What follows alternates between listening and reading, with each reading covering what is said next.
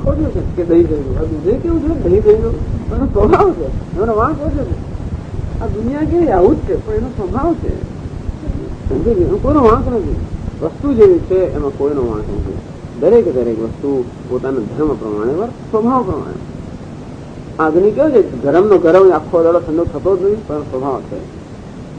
અને આ પાણી ક્યારેય ગરમ હોય નહીં, એનો સ્વભાવ છે. અને તેથી વસ્તુનો જે સ્વભાવ છે એ સ્વભાવ કદાચ વિરુદ્ધ વર્તનની અપેક્ષા રાખે એ આપણી અપેક્ષા ખોટી છે. ખોટું આ બધા ભક્તો જે લોકો હોય આ જગતને ખાલી દોષ આપે અને સતત એનો તિરસ્કાર કરે છે. આ ખોટી વસ્તુ છે. કોઈ વસ્તુ દોષનું કારણ હોય જ ન શકે. અજ્ઞાન અને એમાં જેનું અવિવેક એ ક્યાંય દોષ જ નથી.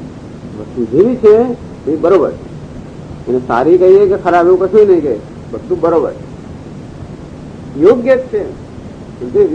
કે એની અત્યારે ચર્ચાનો આ વિષય નથી,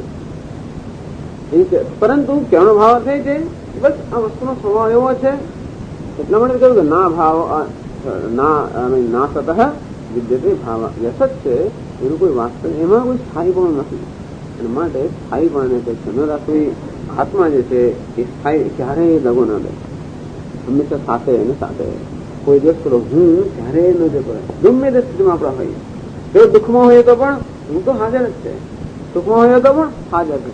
પછી શું તું રક્ષક કાહુ એ તો છે ક્યારેય પણ આપણે વિપરીત થતો નથી, વિમુખ ક્યારેય થતો નથી.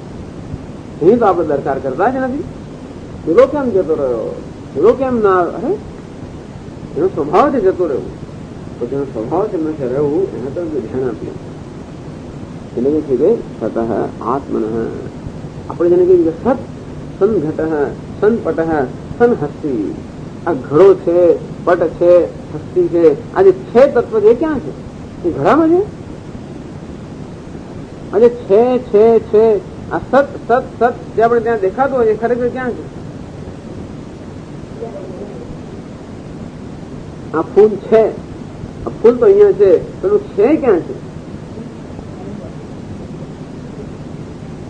હવે એ છે ક્યાં છે ખબર છે?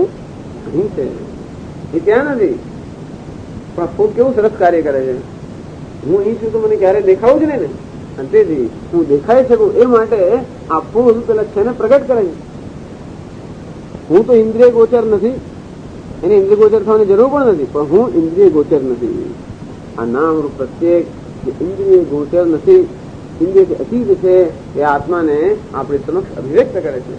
અને જુદા જુદા રૂપે એક ને એક જ ફૂલો હોત તો ફૂલથી આપણે કંટાળી ગયા. આવા આવા જ ગુલાબ હોત તો. અનેક નામ વૈવિધ્ય કેવું સરસ છે. એની પણ આપણે ફરિયાદ કે આ વસ્તુ આવી કેમ છે પેલી કેમ નથી. સારું છે, જેટલી વિવિધતા હોય એટલી સારી. બધું સરખું હોય તો સ્વામીની ભાષામાં કહીએ કે બધું બરોબર થતું હોય. એકદમ એકદમ રૂપાળો હેન્ડસમ માણસ, સ્કૂલમાં પહેલો જ નંબર આવે, ત્યારે નપાસ તો થયો જ નથી. જેટલી રમત ગમતનો ભાગ લે પહેલો જ નંબર આવે, જે કે કરે પહેલો જ પહેલો. બધે વખતે એને તો સુવર્ણ શું રજત પેલો છે, સુવર્ણ ચંદ્રક એને મળ્યા કરે, ગોલ્ડ મેડલ જયારે જાય ત્યારે બધી પરીક્ષામાં. અને બધું શું કે એને પછી એના તો લગ્ન થવા તો એની પત્ની એ પણ બરોબર એની કોઈ જાતની 32 લક્ષણ ખામી જ નહીં ત્યાં.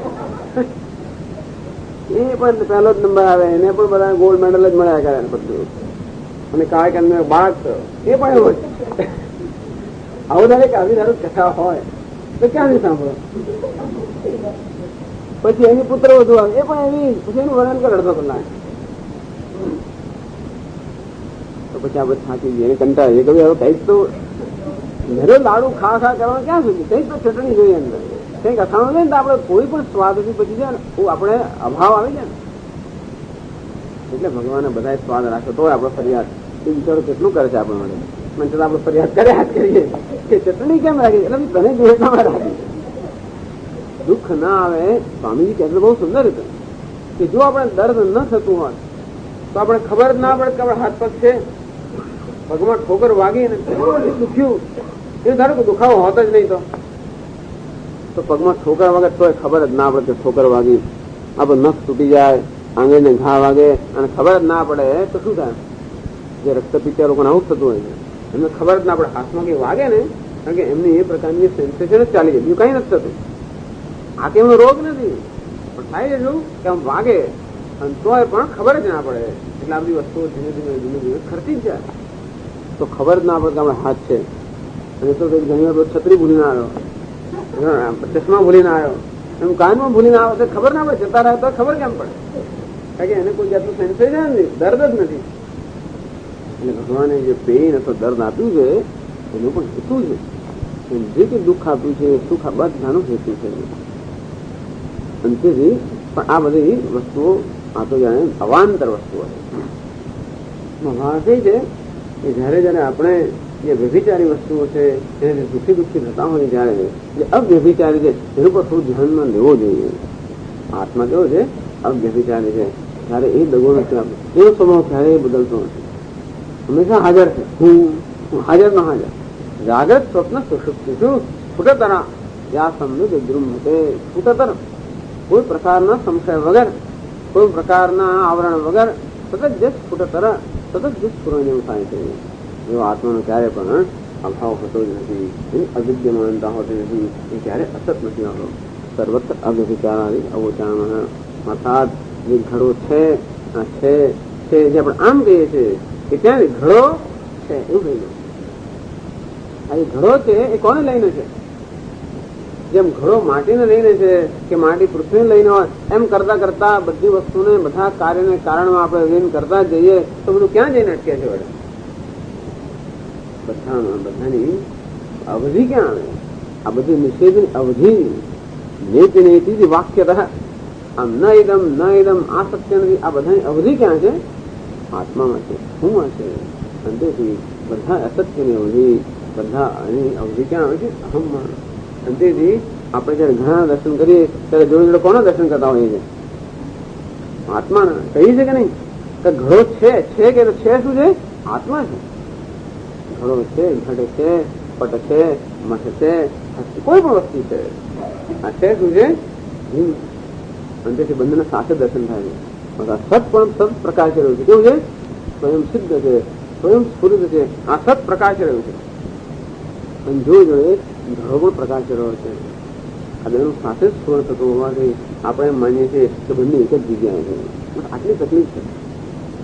જે રીતે એક અરીસો પ્રકાશ રહ્યો હોય, પ્રતિબિંબ પ્રકાશ રહ્યું હોય, અરીસા પર એક ડાઘ છે પણ પ્રકાશ રહ્યો હોય, તો અરીસા પરનો ડાઘ છે એ પણ દેખાય છે, અંદરનું પ્રતિબિંબ પણ દેખાય છે. એટલે આપણે માની લઈએ છીએ પેલો ડાઘ આપણા મોહ પર છે. બે સાથે દેખાતા હોય ત્યારે અવિવેક થવાની અહીંયા બધી શક્યતા ઉભી થઈ ગઈ. અને તે જ રીતે અહમ આ આત્મા સતત સ્ફુરી રહ્યો છે. અને જો એ જગતના નામરૂપ પણ સ્ફુરી રહ્યા છે. અને તેથી આપણે માની લઈએ છીએ કે બંને એક જ જગ્યાએ છે. બંને એક જગ્યાએ નથી. આ ઘડો એક જગ્યાએ છે બીજી જગ્યાએ છે. પટ એક જગ્યાએ છે, આ છે બીજી જગ્યાએ છે. આપણો ઘડો છે એમ કે ને આમ જ જોઈએ છે. તો ઘડો છે ઘટ સન ઘટ પછી એટલે શંકરાચાર્ય કહે છે આમાં સત્ય કેવું છે? આ સન ઘટ પટ અસ્થિ આવું આવે છે ને જાય છે. સત એ ક્યાં છે? આ સત છે માટે ઘડો છે ને, જે માટી છે માટે ઘડો છે, સત છે માટે ઘડો છે, આ સત છે માટે પટ છે. એટલે કહે સન ઘટ સન પટ સન હસ્તી. આ પેલા સતનું સ્ફુરણ થાય તો જ ઘટનું સ્ફુરણ થાય, નહીં તો ન થાય. સત અથવા અસ્મિ હું એનું સ્ફુરણ તો થયા જ કરે છે. ઘટ હોય કે ના હોય એનું સ્ફુરણ કોનું થાય છે? ઘડાનું નહીં. પેલું કોનું સ્ફુરણ થાય છે? સત. હું એટલે સત, બરોબર. સતનું સ્ફુરણ થાય છે. એટલે શંકા છે સન ઘટ. એક એક વસ્તુ લખવાની પાછળ પણ કેટલો હેતુ હોય છે ને એમનો. સન ઘટ સન પટ. ભલે આપણે કહીએ ઘટ અસ્તિ, વાસ્તવમાં શું છે? સન ઘટ. જો સ્વામીજી કે આપણે શું કહીએ કે આ તો માટીનો ઘડો છે. અંગ્રેજીમાં શું કહેવાય? Clay pot. માટીનો ઘડો. અને આ કેવું છે? આ તો સોનાનું આભૂષણ. એટલે આપણે માની લઈએ છીએ કે આ માટી એ ઘડાનું વિશેષણ છે. માટીનો ઘડો વાસ્તવમાં એ શું છે? એ તો માટી જ છે. અને તેથી ઘડાના આકારની માટી એમ કહેવાય. ક્લે પોટ એમ નહીં, પોટી ક્લે છે. શું ક્લે છે? ત્યાં માટી છે, ઘડો નથી. પોટી અર્થાત ઘડાના આકારની માટી એવું કહેવાને બદલે આપણે ક્લે પોટ માટીનો ગુણ એમ જયારે કહીએ ત્યારે એવો જ સંસ્કાર વધે આપણા મનમાં. કે આ ઘડો જે છે એ વિશેષ્ય છે અને માટી વિશેષણ છે. વાસ્તવમાં માટી વિશેષ્ય છે, ઘડો વિશેષણ છે. તેથી જયારે આપણે કઈ ઘડો છે ત્યારે માની લઈએ કે ઘડો સત્ય છે અને છે એને વળગેલી વસ્તુ છે, તો નહીં, સંઘટ. આ ઘડો સતને વળગેલી વસ્તુ છે, આ સાત સત પર આરોપિત છે. આ ઘટ આ સત જે છે એ ઘડાના આકારમાં આવ્યું. જે માટી ઘડાના આકારમાં આવી તો આપણે કઈ ઘડો માટી પર આરોપિત છે. તે જ રીતે અંતે આ સત જે છે એ ઘડાના આકારમાં આવ્યા માટે ઘડો સત પર આરોપિત છે. ઘટ પટ હસ્તી આ બધી વસ્તુઓ સત પર આરોપિત છે. સત એટલે કોણ? હું. આમ સમગ્ર જગત કોના પર આરોપિત છે? હું પર, આત્મા પર. આત્મા જયારે સ્ફુરણ થાય ત્યારે જગતનું સ્ફુરણ થાય. તમેવ ભાંતમ અનુભાતિ સર્વમ. આજે ન ભાસતું હોય કઈ પણ ન ભાસતું, સત ભાસતું હોય ત્યારે જ ઘડો સ્ફુરણ થાય.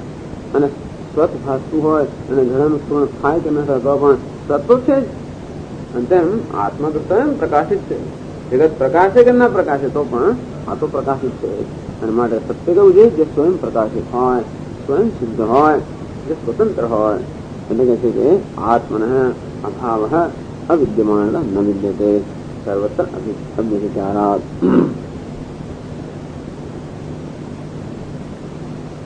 ઘણી વાર એવું પ્રશ્ન પૂછાય કે ઘણી વાર જે નથી એ વસ્તુ પણ અસ્તિત્વમાં આવે છે અને જે છે એ પણ અસ્તિત્વની જતી રહે છે. એમાં ઘડો નથી એ અવિદ્યમાન ઘડો, જે ઘડાનું અસ્તિત્વ નથી એ અસ્તિત્વમાં આવ્યો, ઘડો બન્યો. ત્યારે ઘડો જયારે તૂટી જાય ત્યારે જેનું અસ્તિત્વ છે એ અસ્તિત્વમાં જતો રહ્યો. અસતમાંથી સત આવ્યું અને સતમાંથી અસત આવ્યું, એવું તો આપણો અનુભવ થાય છે. ઘડો જે નથી એની ઉત્પત્તિથી માંડી જે અસત હતું તે સત થયું. ઘડો અત્યારે કેવો છે? સત છે. એ તૂટી જાય ત્યારે ઘડો નથી, સતમાંથી શું આવ્યું? અસત આવ્યું. આમ આગળ તો એવો અનુભવ છે કે સતનો વિચાર થાય છે અને અસતનો વિચાર થાય છે. તો એવો ભલે અનુભવ થતો હોય તો પણ એટલે કે છે એવમ આત્મ અનાત્મનો સત અસતો ઉભયો અપી દૃષ્ટ ઉપલબ્ધ અંત નિર્ણય સત સદેવ અસત અસદેવ ઇતિ ત્વનયોઃ યથોક્તયોઃ તત્વદર્શિભિઃ. एवं आ प्रकारे आत्म अनात्मनो सत असतो आत्मा ये सत છે, અનાત્મા અસત છે. આ પ્રકારે જેને જાણ્યું છે. એટલે આપણે એવી જાતની ભૂલ કરતા હોઈએ આપણા અનુભવમાંથી કે સત્ય વસ્તુનો નાશ થઈ ગયો કે જે અસત છે એની ઉત્પત્તિ થઈ, એવું ક્યારેય થતું નથી. એવું ઘડો કશાકમાંથી ઘડો જયારે ઉત્પન્ન થાય એની પેલા માટી હોય જ છે, એટલે અસતમાંથી ક્યારેય પણ સતની ઉત્પત્તિ થતી નથી. અને તે જ રીતે ઘડો તૂટી જાય ત્યારે માટીનો નાશ થતો નથી અને સતનો નાશ થતો નથી. આમ ગમે તેટલો આપણે નાશ કર્યા કરીએ તો એ કશાક એક વસ્તુ છે જેનો નાશ થતો જ નથી. એ વસ્તુ સત છે અને જે વિનાશશીલ છે અસત છે. આ જ આપણે જાણવાની જરૂર છે. આપણે એક જ વસ્તુ જાણવાની જરૂર છે. ખરેખર જાણવા માટે આ ફૂલ માટે જાણો તો આ ગુલાબનું ફૂલ છે એમ તો કહેવાય, પણ જો આ ગુલાબનું ફૂલ કેવું છે? વિનાશશીલ વિકાર છે. કેમ વિકાર છે? કારણ કે એક દિવસ પહેલા એ કઈ સ્થિતિમાં હતું? કળી હતું. અત્યારે ફૂલ છે અને આમ 3 દિવસ રાખીશું તો જીવને સુકાઈને ખરી પડવાનું. પણ આ કેવું છે? વિકારી છે. સતત વિકાર વિના એનો વિચાર થઈ રહ્યો છે, એમાં વિકાર થઈ રહ્યો છે, પરિવર્તન થઈ રહ્યું છે. આટલું જાણી તો પૂરતું છે. આ કયું ફૂલ છે નામ ના આવડતો ચાલશે. આ કેવું છે? વિકાર છે. અને માઇક્રોફોન છે કે નહીં નામ ના તો પણ એટલી ખબર વિકાર છે. વિકાર છે મને વ્યભિચારી છે, મને અસત છે. જેટલું આપણે જાણીએ તો સ્વરૂપ જાણી લીધું તો પછી આપણે એની પાસેથી સત્યતાની અપેક્ષા નહીં રાખીએ. બીજી બધી અપેક્ષા રાખો તો ના રાખો.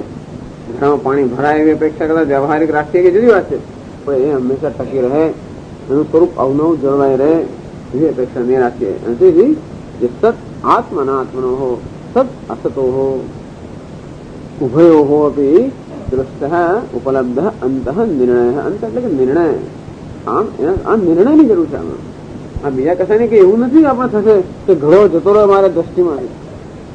ઘડો અસત છે એવું જાણવા માટે કોઈ નવો અનુભવ થવાનો નથી, હા સ્વામીજી, ઘણો અસત્ય જાણી કેમ અદ્રશ્ય થઈ ગયો એટલે અર્થાત હશે. આ માટી સત્ય જેવું જ્ઞાન ક્યારે થાય? આ ઘડો આમ એકદમ ઓગળી ને માટી બની ગઈ, હવે મને જ્ઞાન થયું કે માટી સત્ય છે. એવું થવાની જરૂર નથી, એવું થાય નહીં. થાય તો જુદી વસ્તુ છે, પણ એવું આ નિર્ણયની જરૂર છે. અમુક અનુભવની જરૂર નથી. ઘડો અસત છે એ અનુભવનો પ્રશ્ન નથી. એ શેનો પ્રશ્ન છે? નિર્ણયનો પ્રશ્ન છે. માટી સત્ય છે શેનો પ્રશ્ન? એ પણ શેનો પ્રશ્ન છે? નિર્ણયનો પ્રશ્ન છે, અનુભવનો પ્રશ્ન નથી. અનુભવ તો થાય જ છે, જ્ઞાન તો થઈ ગયું છે આ પદાર્થનું, પણ એ સત છે કે અસત એનો નિર્ણય થવાની જરૂર છે. અને તે જ આત્મા સત્ય છે, એના માટે આત્માને સામે લઈને ઉભો રાખ્યો હોય અને પછી જોયા જ કરીએ આપણે લાગે નથી જવું ત્યારે સત્ય છે એવું નથી. આત્મા સત્ય છે, નિર્ણયનો પ્રશ્ન છે. એ જોવાનો પ્રશ્ન નથી, અનુભવવાનો પ્રશ્ન, કશાનો પ્રશ્ન નથી. સમજ પડે છે કે નિર્ણય કોને કહેવાય, અનુભવ કોને કહેવાય?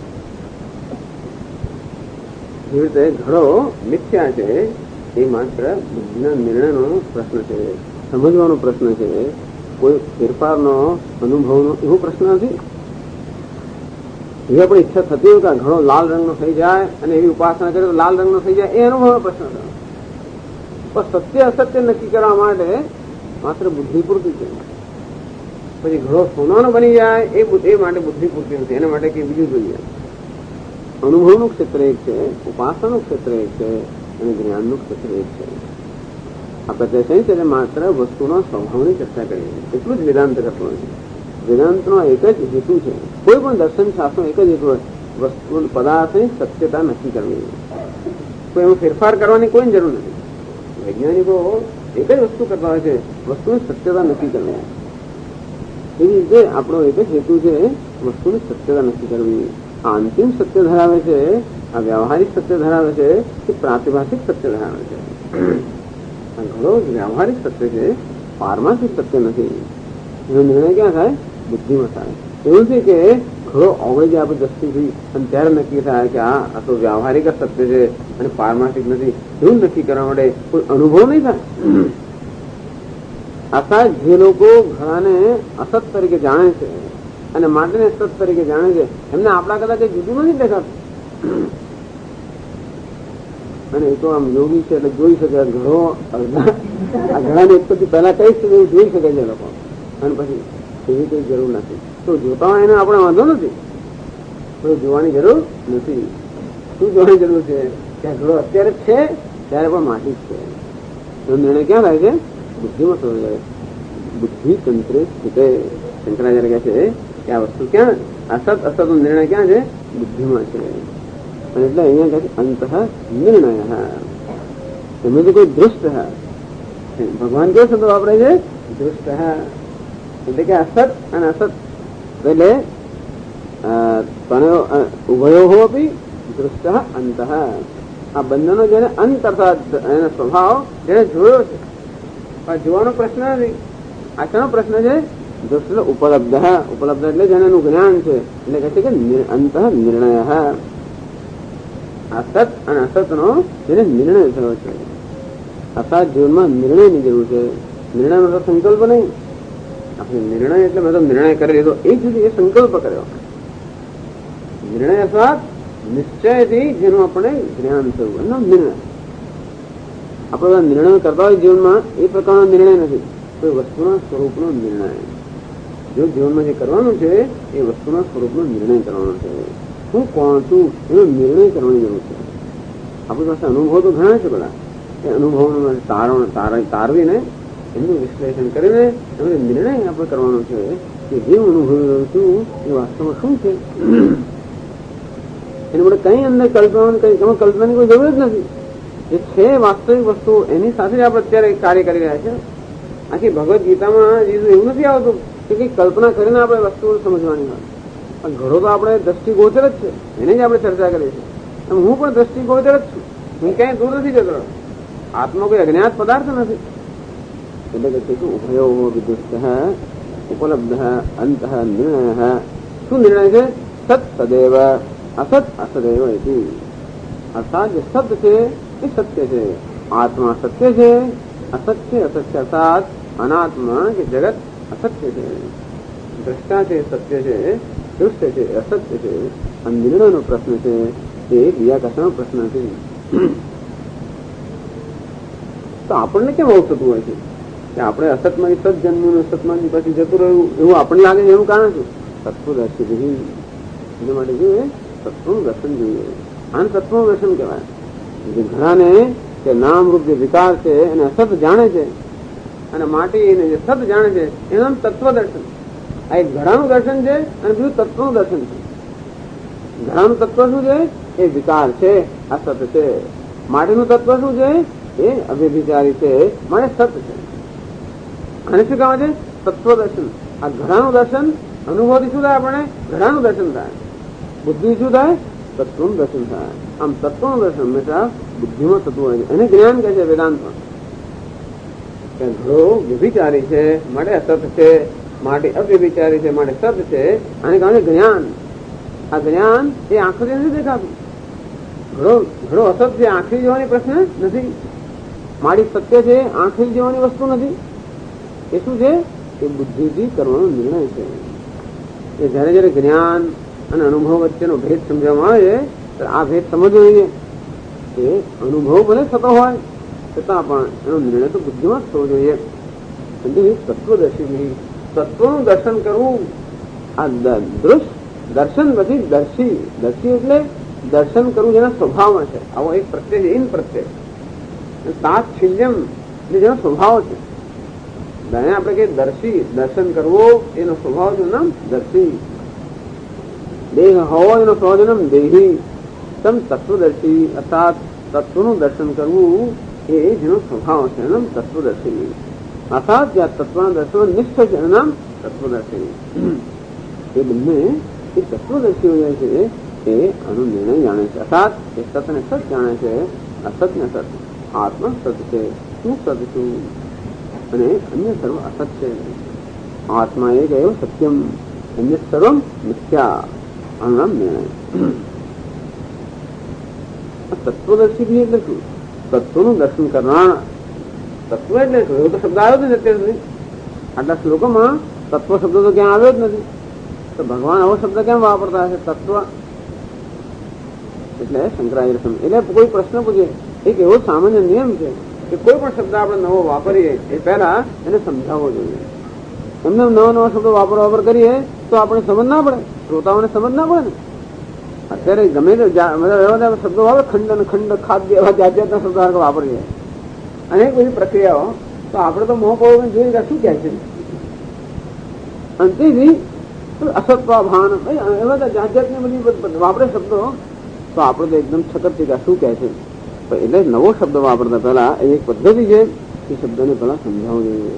તો ભગવાન શબ્દ તત્વ, અને એમને પહેલા એકવાર એનો પ્રયોગ કર્યો નથી અને પહેલી વાર પ્રયોગ કરે છે. એટલે પૂછે છે કે આ તત્વ શું ચીજ છે? એટલે શંકરાચાર્ય સમજાવે છે આગળ થશે. તદિતિ સર્વનામ સર્વમ ચ બ્રહ્મ તસ્ય નામ તદિતિ તદ્ભાવ તત્વમ બ્રહ્મણ યાથાત્મ્યમ. તત ઉપર એક સ્વ પ્રત્યય લાગ્યો. આ તો વ્યાકરણનો પ્રશ્ન છે, આમાં ભગવાનનો પ્રશ્ન નથી. તત અને સ્વ. સ્વ હંમેશા ભાવ દર્શાવે છે. મનુષ્યત્વ, મનુષ્ય હોવું એ પ્રકારની સ્થિતિને કહે છે મનુષ્યત્વ. આમ સ્વ પ્રત્યય જયારે લગાડીએ ત્યારે એનો ભાવ બની જાય. એમ તત નો ભાવનું નામ તત્વ. આ તત એટલે શું છે? તત એ સર્વનામ છે. એક નામ છે ને બીજું સર્વનામ. આ, હું, તું, આ બધા કોણ છે? સર્વનામ છે. તે, પેલો વગેરે બધા સર્વનામ છે. એટલા માટે આખો દિવસ નામ આપણે ન કહેવું પડે. તું એમ કહ્યું ચાલે, આખો દિવસ નામ આપણે વારંવાર પાછું રિપીટ કરવું પડે. તે, પેલો, આપણી વ્યાકરણની વ્યવસ્થા છે, આપણી સગવડ માટે. અશોક ની વાત કરો, અશોક અશોક કહે કે ના કરવો પડે. પછી પેલો, તે એમ કહીએ એટલે બરોબર આવી જાય. તે રીતે તત્ શું છે? સર્વનામ. તત્ નો સત તે, એ તે પણ શું છે? સર્વનામ છે. સર્વનામ એટલે શું? સર્વનું નામ એટલે સર્વનામ. સર્વનું નામ તે શબ્દ ગમે તેને લાગુ પડે. એવું નહીં કે આ માઇક્રોફોન ને જ તે કહેવાય. જે પણ આપણાથી દૂર હોય પરોક્ષ શું કહે તે સ્ત્રી હોય પુરુષ હોય તે તે તે તે બધાને ના લાગુ બધાને સર્વનામ ના કહેવાય. એટલે સર્વનામ એટલે સર્વનું નામ. સર્વ કઈ વસ્તુ છે? એટલે શંકરાચાર્ય સર્વમ છે બ્રહ્મ. આ સર્વ વસ્તુ કઈ છે? સર્વમ ખલુદમ બ્રહ્મ. આ તો જાણીતી વસ્તુ છે. આ સર્વ જે છે બ્રહ્મ જ સર્વ છે. અને માટે તત્ એ જે સર્વનું નામ હોય તો કોનું નામ થયું? બ્રહ્મનું નામ થયું. એટલે તદ સર્વનામ સર્વમ છે બ્રહ્મ તસ્ય નામ તત્. એટલે સર્વનામ એટલે સર્વનું નામ બ્રહ્મનું નામ. અને બ્રહ્મનું નામ આ તત્ એટલે બ્રહ્મ થયું. તત્વમ તત્નો ભાવ એટલે તદિતિ. હા, તસ્ય નામ તદિતિ બ્રહ્મ નામ. આ બ્રહ્મનું નામ તત્. એટલે તત્નો અર્થ બ્રહ્મ. તદભાવ તત્વમ. સ્વપ્રત્યય એટલે ભાવવાચક શબ્દ છે. ભાવવાચક બની જાય. તદભાવ તસ્ય ભાવ તત્વમ. એટલે બ્રહ્મનો ભાવ અસાત તત્વમ. એટલે કે બ્રહ્મણ યાથાત્મ્યમ. આ બ્રહ્મનો જ યથાર્થ સ્વભાવ છે. બ્રહ્મ જેવું છે તેવું જાણે છે. બધા આપણે બ્રહ્મને જાણીએ છીએ. કારણ કે જેને જાણીએ છીએ બ્રહ્મ જ છે. પણ બ્રહ્મને આપણે યથા યોગ્ય જાણતા નથી. પણ બ્રહ્મ જેવું છે તેવું જે જાણે છે એને કહેવાય છે કે તત્વદર્શી. બ્રહ્મ યાથાત્મ તત્વમ. તત્વમ એટલે બ્રહ્મનું યથાર્થ સ્વરૂપ. આત્માનું યથાર્થ સ્વરૂપ એને કહેવાય તત્વ. તત્ એટલે કે બ્રહ્મ. તત્વ એટલે એ બ્રહ્મનું યથાર્થ સ્વરૂપનું નામ તત્વ.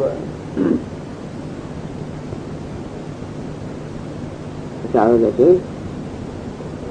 તદ્દ્રષ્ટુમ શીલમ યેષામ તે તત્વદર્શિનઃ તૈહિ. તત્વદર્શિભિ એવો શબ્દ સમજાવે છે. તત્વદર્શિભિ. તત્વદર્શી કોને કહેવાય? તત્વનું દર્શન કરવું જેના માટે સ્વાભાવિક છે. તત્વનું દર્શન કરવા માટે જેનો કોઈ પ્રયત્ન નથી કરવો બધાને કહેવાય તત્વદર્શી. તદ્દ્રષ્ટુમ શીલમ. શીલ એટલે સ્વભાવ. આમ તત્વનું દર્શન કરવું એનો સ્વભાવ છે. સ્વાભાવિક રીતે જે તત્વનું દર્શન કરે એને કહેવાય છે તત્વદર્શી.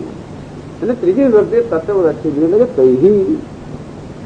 હવે જે તત્વદર્શીઓ છે એ તો આનું એટલે આપણે પ્રશ્ન થાય ને કે અમને તો આવું કઈ દેખાતું નથી. ભગવાન જે કહે છે કે અસતનું ક્યારેય પણ ભાવ હોતો નથી અને સત જેનો ક્યારેય અભાવ હોતો નથી, એવો અમારો તો અનુભવ નથી. અમારો તો એવો અનુભવ છે કે હમણાં જે હતું ને પછી નથી, અને હમણાં જે નહોતું એ પછી આવે છે. અમે તો એવું લાગે છે કે અસતમાંથી પણ સત આવ્યું અને સત વળી પાછું અસત બની ગયું. આમ અમારો તો અનુભવ છે. તો કે નહીં, તત્વદર્શી ભગવાન કહે છે કે હું નથી કહેતો માત્ર તત્વદર્શી ઉભયો દૃષ્ટ તત્વદર્શી. તું નો અર્થ થાય કે સામાન્ય માણસ નહીં, પછી તત્વદર્શીઓ થશે. અથવા તો તું નો અર્થ એ વકાર થાય તત્વદર્શી દૃષ્ટ એવા. તત્વનું દર્શન કરવું એ જ મને મળે સ્વાભાવિક છે. આમ જેનું તત્વ જ્ઞાન અથવા તો જ્ઞાન ચક્ષુ જેનું ખુલી ગયું છે, અર્થાત વસ્તુનું યાથાત્મ્ય જે લોકો સમજી શકે છે. પણ બુદ્ધિમાં થોડી સૂક્ષ્મતા જોઈએ. માત્ર ઘડાના આ ઘડો છે એવું કહેવા માટે થોડું જ્ઞાન જોઈએ, પણ આ માટી જેવું કહેવા માટે સૂક્ષ્મતા જોઈએ. અંતરિક્ષ આ પૃથ્વી છે એ તો વધારે સૂક્ષ્મતા જોઈએ. આ તો અણુ છે એમ કહેવા વધારે સૂક્ષ્મતા જોઈએ.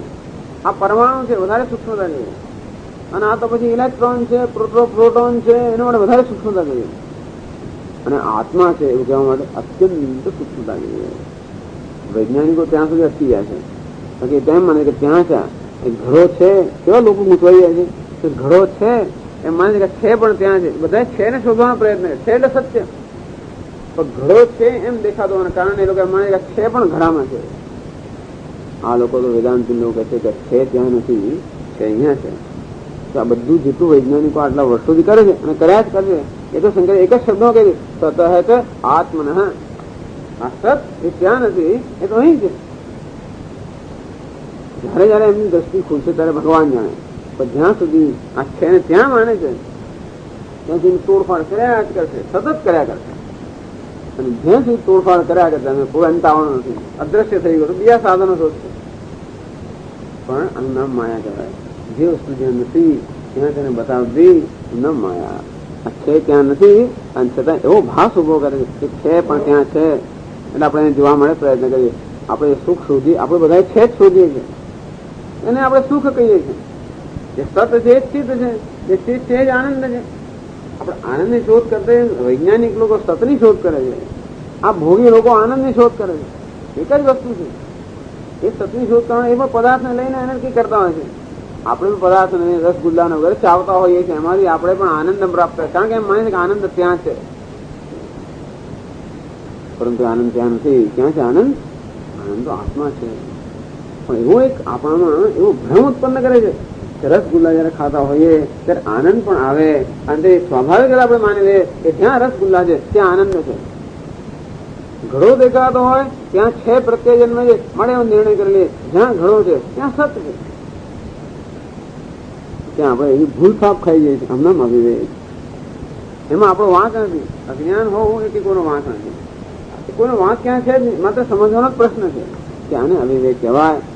અને જે વસ્તુ જ્યાં દેખાય છે ત્યાં નથી, જેવી દેખાય છે તેવી નથી. એક આનું નામ જ માયા છે. સત્ય ત્યાં નથી. સત્ય તો એ દ્રષ્ટા છે, એ છે. આવું દર્શન કરવું જેને માટે સ્વભાવ થઈ ગયો છે એને કહેવાનું તત્વદર્શી નથી. એટલે ભગવાન અહીંયા તત્વદર્શીની વાત કરે છે. આવું દર્શન જે કરી શકે છે, આવી સૂક્ષ્મતા જેનામાં છે, એ લોકો સત અને અસતનો નિર્ણય કરી શકે છે. અને એમની હું વાત કરું છું કે સતનો સત હંમેશા સત જ હોય અને અસત તો ક્યારે હોતું જ નથી. અને આવું તત્વદર્શી માટે આપણે તત્વદર્શી બનાવવાનું એવું તો જ આ વસ્તુ થાય, એમને ના થાય. પણ આ જ્ઞાન પ્રાપ્ત કરવું હોય તો આપણે તત્વદર્શી બનવું જોઈએ. એટલે એવું ભગવાન કહેવા માંગે છે, સ્પષ્ટતાથી કહેતા નથી. એટલે શંકરાચાર્ય કહે છે આ શ્લોકમાં એનું તાત્પર્ય શું છે, આ શ્લોક કહેવાનો જરૂર શું પડે. એટલે અહીંયા કહે છે આગળ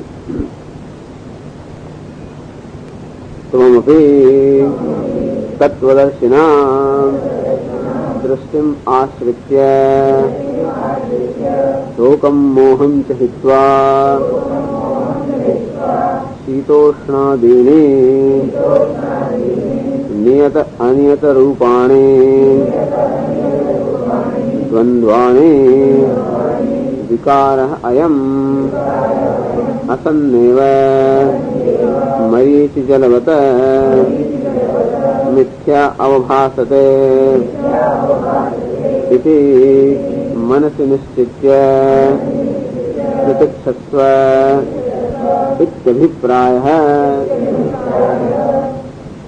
શ્લોકનો અભિપ્રાય શું છે એ એકદમ એવું કહેવાની જરૂર પડી. એટલે શંકરાચાર્ય અભિપ્રાય બતાવે છે કે અભિપ્રાય ભગવાનનો અભિપ્રાય એવો છે મનની અંદર કે ત્વમપી તત્વદર્શી આવું જાણે છે અર્જુન.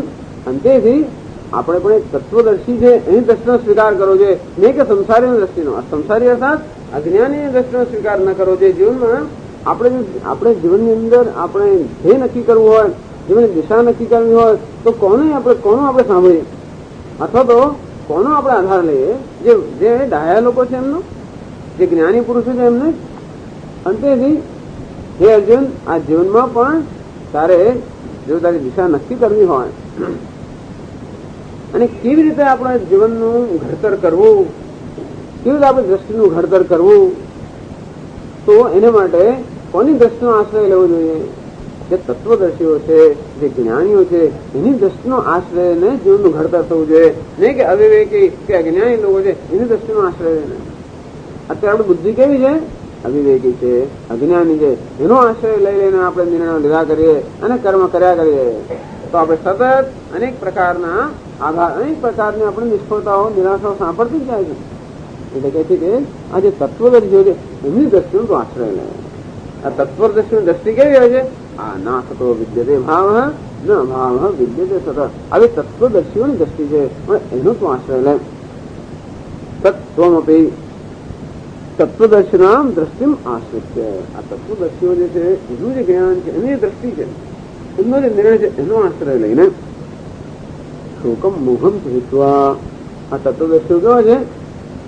ગતાસુમ અગતાસુમ ન અનુશોચંતિ પંડિતા. આવું જેને જ્ઞાન, આ પંડિતો આ તત્વદર્શી એટલે જ પંડિત. આ જેટલું જેને જ્ઞાન છે એને શોક કે મોહ થઈ ના શકે. આ તો જે અસત વસ્તુ છે એને આપણે એનામાંથી સતની અપેક્ષા રાખીએ તો શોક થાય, અને સત છે એને અસત માની તો પણ શોક થાય.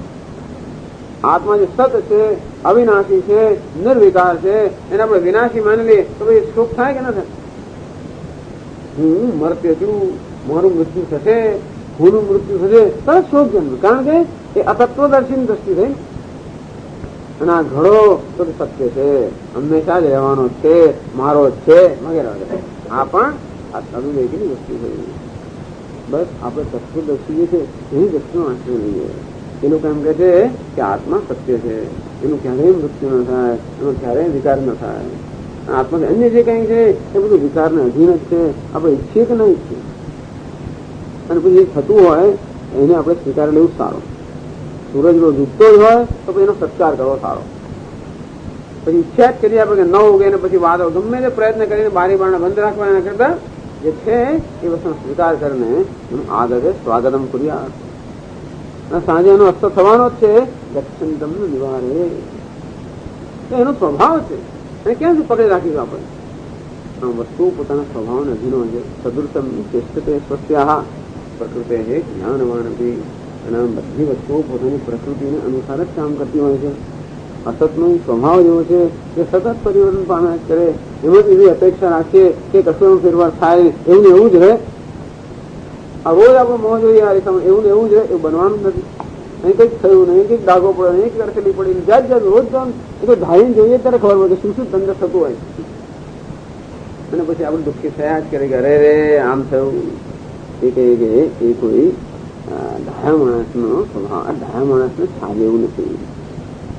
પછી થયું હોય તમારે કઈ લગાડવો તો વાંધો વાંધો નથી, પરંતુ દુઃખી થવાની જરૂર નથી. ટૂંકમાં શોક ના જે કરવો એ કરો. લગાડવો તો લગાડો, ના લગાડો તો ના લગાડો, જે કરવું એ કરો. દુઃખી નહીં થવાનું, કારણ એને માટેનું કોઈ કારણ નથી. દુઃખી થયા વગર જે કરવું હોય તે કરો. શોકમ મોહમ હિત્વા, એને માટેનું કોઈ કારણ નથી. કુદાકુદ કરવી હોય, સુઈ જવું હોય, બેસવું હોય, ખાવું હોય, પીવું હોય, સેવા કરવી હોય, ના કરવી હોય, કશું નહીં કરવાનું. કે કરવાનું જે કરવું એ કરો, પણ શોકમ મોહમ છે હિત્વા, આટલું જ કહેજો. શું કરવું ના કરવું વાત કરતા જ નથી આવ્યા. આટલું જ. શોક અને મોહ જે છે એ અવિવેક પણ જન્મની વસ્તુ, બીજા કશામાં નથી. એ ત્યાગ એક જ વસ્તુનો કરી શકીએ, અવિવેકનો. બીજા કશાનો ત્યાગ કરો આપણામાં શક્ય જ નથી.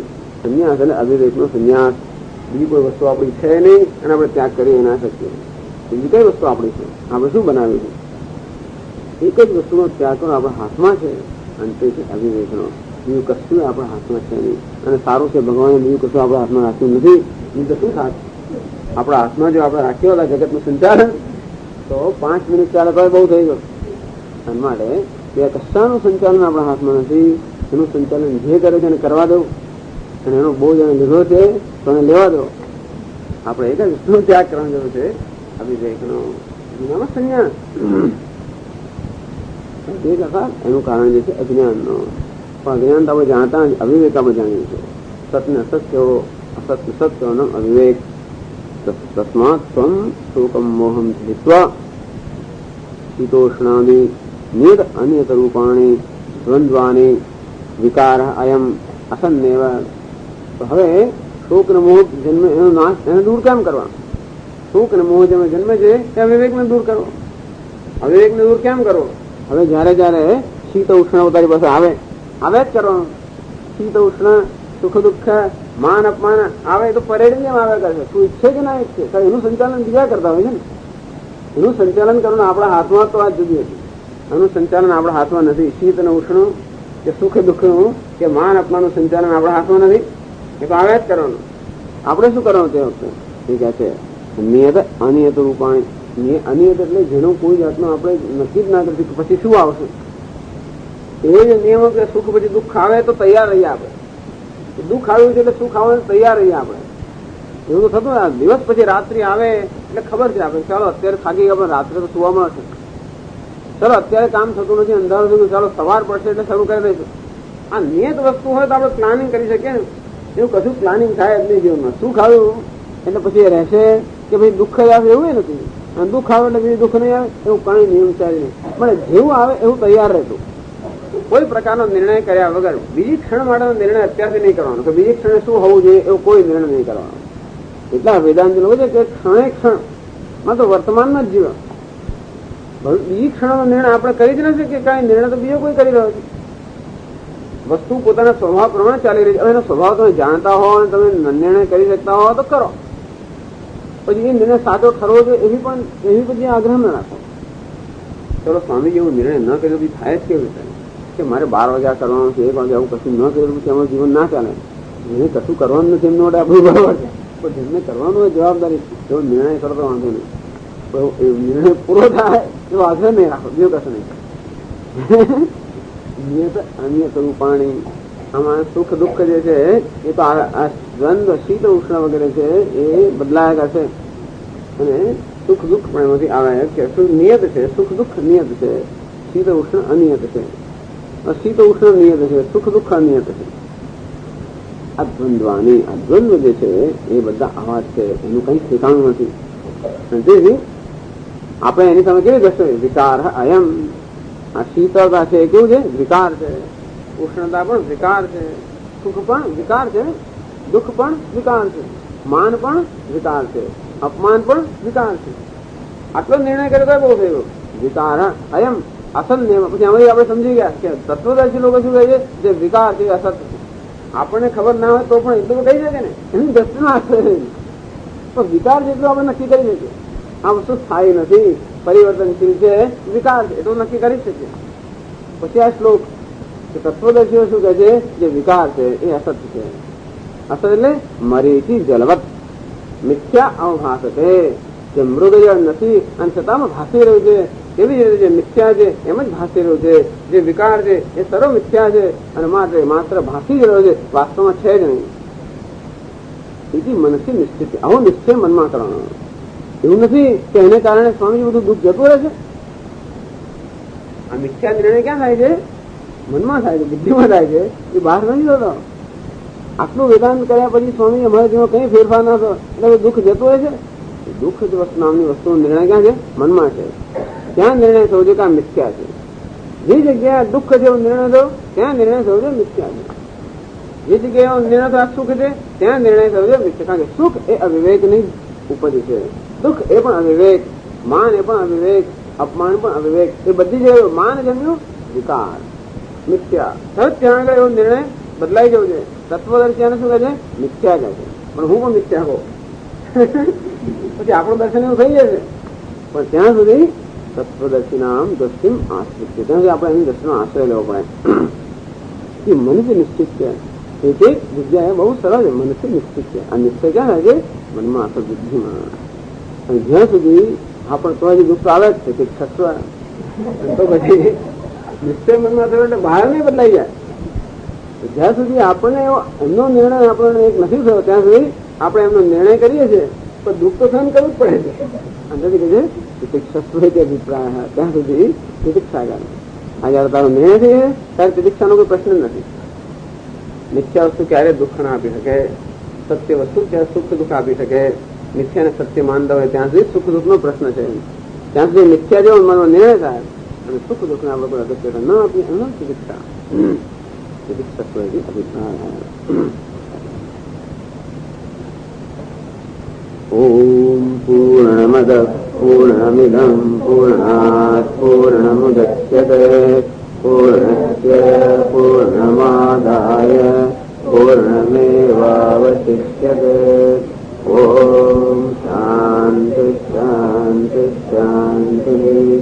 શંકરં શંકરાચાર્યં કેશવં વાદરાયણં સૂત્રભાષ્યકૃતૌ વંદે ભગવन्तौ પુનઃ પુનઃ. ઈશ્વરો ગુરુરાત્મેતિ મૂર્તિભેદવિભાગિને વ્યોમવદ્વ્યાપ્તદેહાય દક્ષિણામૂર્તયે નમઃ. ઓમ શાંતિ શાંતિ શાંતિ. હરિ ઓમ શ્રી ગુરુભ્યો નમઃ. હરિ ઓમ.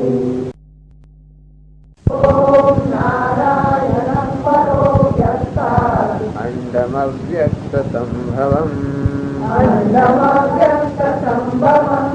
અંડસ્યાन्तસ્ત્વિમે લોકાઃ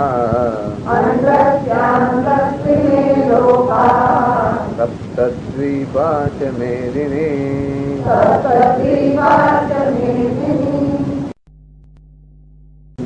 કૌંતેય શીતોષ્ણ સુખ દુઃખદાઃ આગમ आगमापायिनो नित्याः सांस्थितिक्षस्व भारत यं हि न व्यसयन्त्येते पुरुषं पुरुषर्षभ समदुःखसुखं धीरम्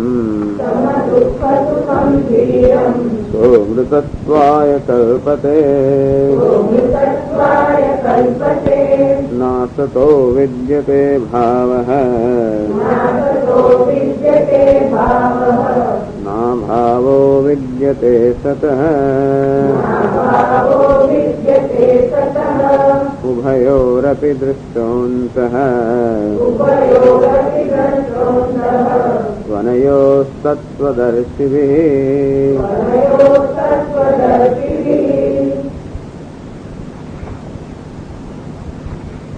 तत्त्वदर्शिभिः उभयोः अपि अन्तः दृष्टः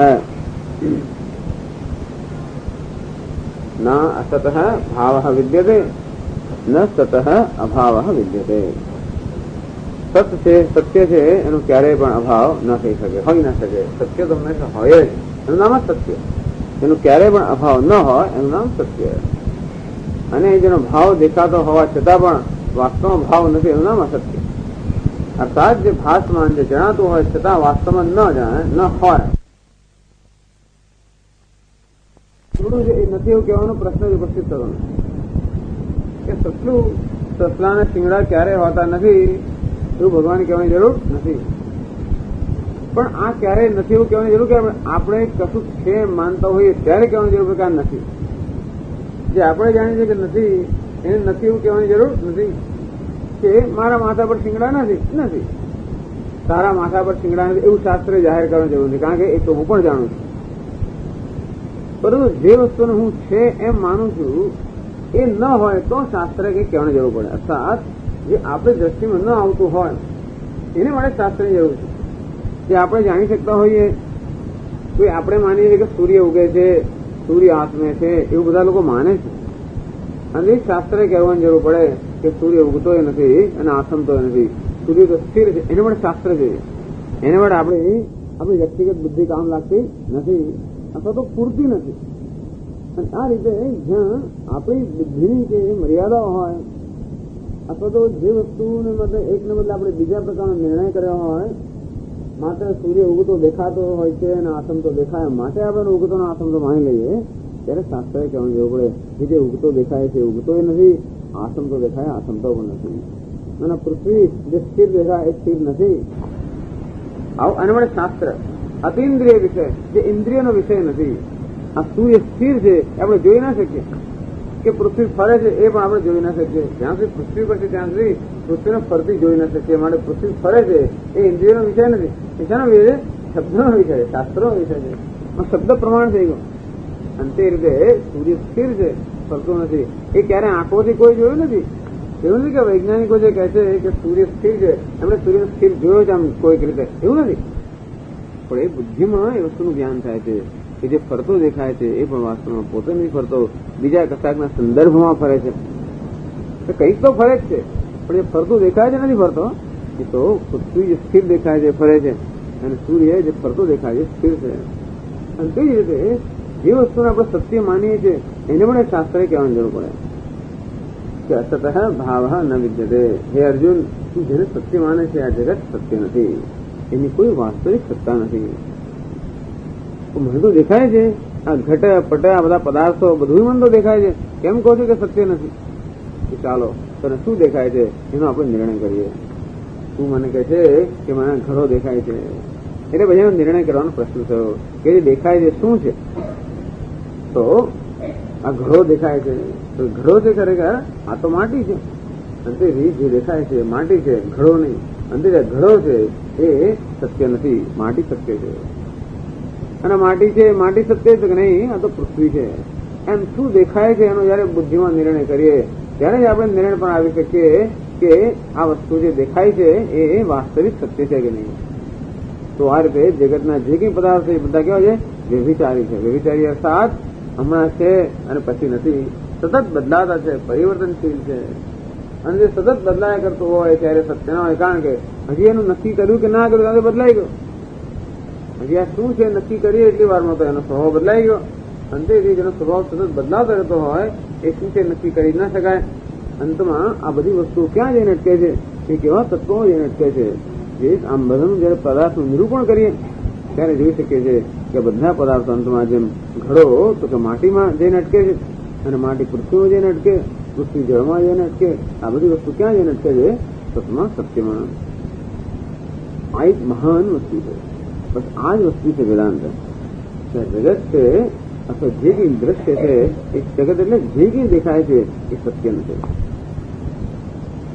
સત્ય અર્થાત એનામાં કોઈ પારમાર્થિક સત્તા નથી. બધું સતત પરિવર્તનશીલ છે. અંતેથી એનો સ્વભાવ નક્કી કરવો શક્ય નથી. કોઈ વસ્તુનો સ્વભાવ નક્કી કર્યો કે આ માણસ સારો છે, હજી 5 દાડા થયા ના થયા અને કઈક ખબર પડે કે આ તો બરાબર નથી, અને વળી ભાઈ બીજું નક્કી કર્યું કે આ પછી બીજું કંઈક દેખાતું કે નહીં આ તો વળી આમ સારો છે. અંતે તમે કોઈ પણ વસ્તુ લો અને એક વાર નક્કી કર્યું પછી થોડી વાર પછી વળી જયારે એના પર વળી વિચાર કરીએ કે બીજો અનુભવ થાય ત્યારે બીજું કંઈક ન થાય, ત્રીજો અનુભવ થાય. દરેક વસ્તુ આ પ્રકારની છે. એનો કોઈ નિયત સ્વભાવ નથી અને વાસ્તવમાં છે જ નહીં. નિયત સ્વભાવ આ તો ખાલી કહેવા ખાતર કહે છે, બાકી વાસ્તવમાં છે જ નહીં. એટલા માટે તેની કારણ કે આ તો માત્ર કલ્પેલી જ વસ્તુઓ છે. દેખાય હોય એવો પણ નિયમ જ નથી. સ્વપ્નમાં તો બહુ દેખાય છે છતાં હોતું નથી, અને એ રીતે વાસ્તવમાં છે જ નહીં. પણ છતાંય આપણે બધા જોઈએ છીએ અને છે ને એવું આપણે કહે તો આપણે બહુ આઘાત લાગે. એટલે કહે છે કે જે દેખાય છે એ પારમાર્થિક સત્ય નથી, વ્યવહારિક સત્ય છે. પરંતુ વાસ્તવમાં અંતિમ સિદ્ધાંત એવો જ છે કે જે દેખાય છે આપણા મને કલ્પેલું છે. મન પહેલા જગતની કલ્પના કરી અને પછી જુએ છે. એમ સ્વપ્નમાં આપણે જગતની કલ્પના કરીને પછી જોઈએ છીએ અને સુખ દુઃખ પામીએ છીએ. એવું છે જાગૃત જગત છે. એટલે અસત ભાવ ન વિદ્યતે. અને તેથી એના વિશે બહુ એના વિશે ચિંતા કરવાની જરૂર નથી. એ જ કહેવાનો ભાવ છે કે જે વસ્તુમાં કોઈ વાસ્તવિક સત્યતા નથી એને કેટલી અગત્ય, એને અગત્યતા કેટલી આપી એ નક્કી કરવાનું છે. તો સત્યતા જયારે વસ્તુ નગર જગતમાં કોને કેટલી અગત્યતા આપવી એ નક્કી કરવાનું. જે અસત છે કે મિથ્યા છે એને એટલી જ અગત્યતા આપવી, અને સત્ય છે એને એટલી અગત્યતા આપવી જોઈએ. પણ જે અસત્ય હોય એને આપણે સત્ય જેટલી અગત્યતા આપીએ તો એ સત્ય છે એનો અનાદર થઈ જતો હોય છે. એને કારણે આ બધો સંસાર છે. સત્યનો અનાદર અને અસત્યનો આદર. જે જુઠ્ઠું છે એનો આપણે આદર કરીએ અને સાચું છે એનો અનાદર થતો હોય તો ક્યાંથી સુખ પ્રાપ્ત થાય? આ તો બધું જે છે જેનો આપણે આદર કરીએ છીએ, જેને આપણું સત્ય માનીએ છીએ અને જેને આપણે સુખ દુઃખનું કારણ લખીએ છીએ, વાસ્તવમાં એ વસ્તુ એમ નથી. મને હજી કઈ સમજ પડતી તો કઈ વાંધો નહીં, ના સમજ પડતો વાંધો નથી. ઉભયો અભી દૃષ્ટવંત સ્વનયો તત્વદર્શી.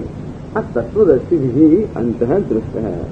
આ અતત્વદર્શી જેને હજી આટલી સૂક્ષ્મતા પ્રાપ્ત નથી કરી કે સત એ સત છે અને અસત અસત છે, એ પારખવા જેટલી સૂક્ષ્મતા જેનામાં નથી. કોઈ વસ્તુના પારખ સૂક્ષ્મતા જોઈએ ને. અરે હું તો કહું છું કે ચોખામાંથી કાંકરાને પારખવા મળે સૂક્ષ્મતા જોઈએ. એવા સફેદ પેલા પથ્થર આવતો હોય તે અંદર જ જતા રહે બધા. એટલું પદ્ધત કોઈ પણ વસ્તુ પારખ હોય તો સૂક્ષ્મતા જોઈએ. આમ કાચ અને હીરાની પરખ કરવી હોય તો જોઈ જોઈએ કે હીરો છે કે કેવો છે. આપણાથી પરખ ના થાય. આપણે જે ચળકે એ બધું કાચાર્થમ વિસ્તૃતમ રત્નમ જે પણ આપણે ચળકતું દેખાય એ રત્ન આપણે માટે એમ કરીને કાચ ચળકતો હોય તો રત્ન માની લઈએ આપણે તો. અને જેવી રીતે જેવી રીતે કાચ અને રત્નનો ભેદ પારખવા માટે કોઈ ઝવેરીની સૂક્ષ્મ દ્રષ્ટિ જોઈએ, તે જ રીતે આ સત અને અસતનો ભેદ પારખવા માટે અત્યંત સૂક્ષ્મ દ્રષ્ટિ જોઈએ. એ દ્રષ્ટિ જ્યાંથી પ્રાપ્ત ન થાય ત્યાં સુધી આ સદ અસતનો ભેદ આપણે પારખી શકતા નથી. પણ છે ખરું. અને એટલે ભલે અર્જુન તું ભેદ ના પારખી શકતો હોય તોય પણ જે લોકો ભેદ પારખી શકે છે એમણે આ પ્રકારે નિર્ણય કરે છે. ઉભયો અભિદ્રષ્ટવંત સ્વનયો તત્વદર્શી.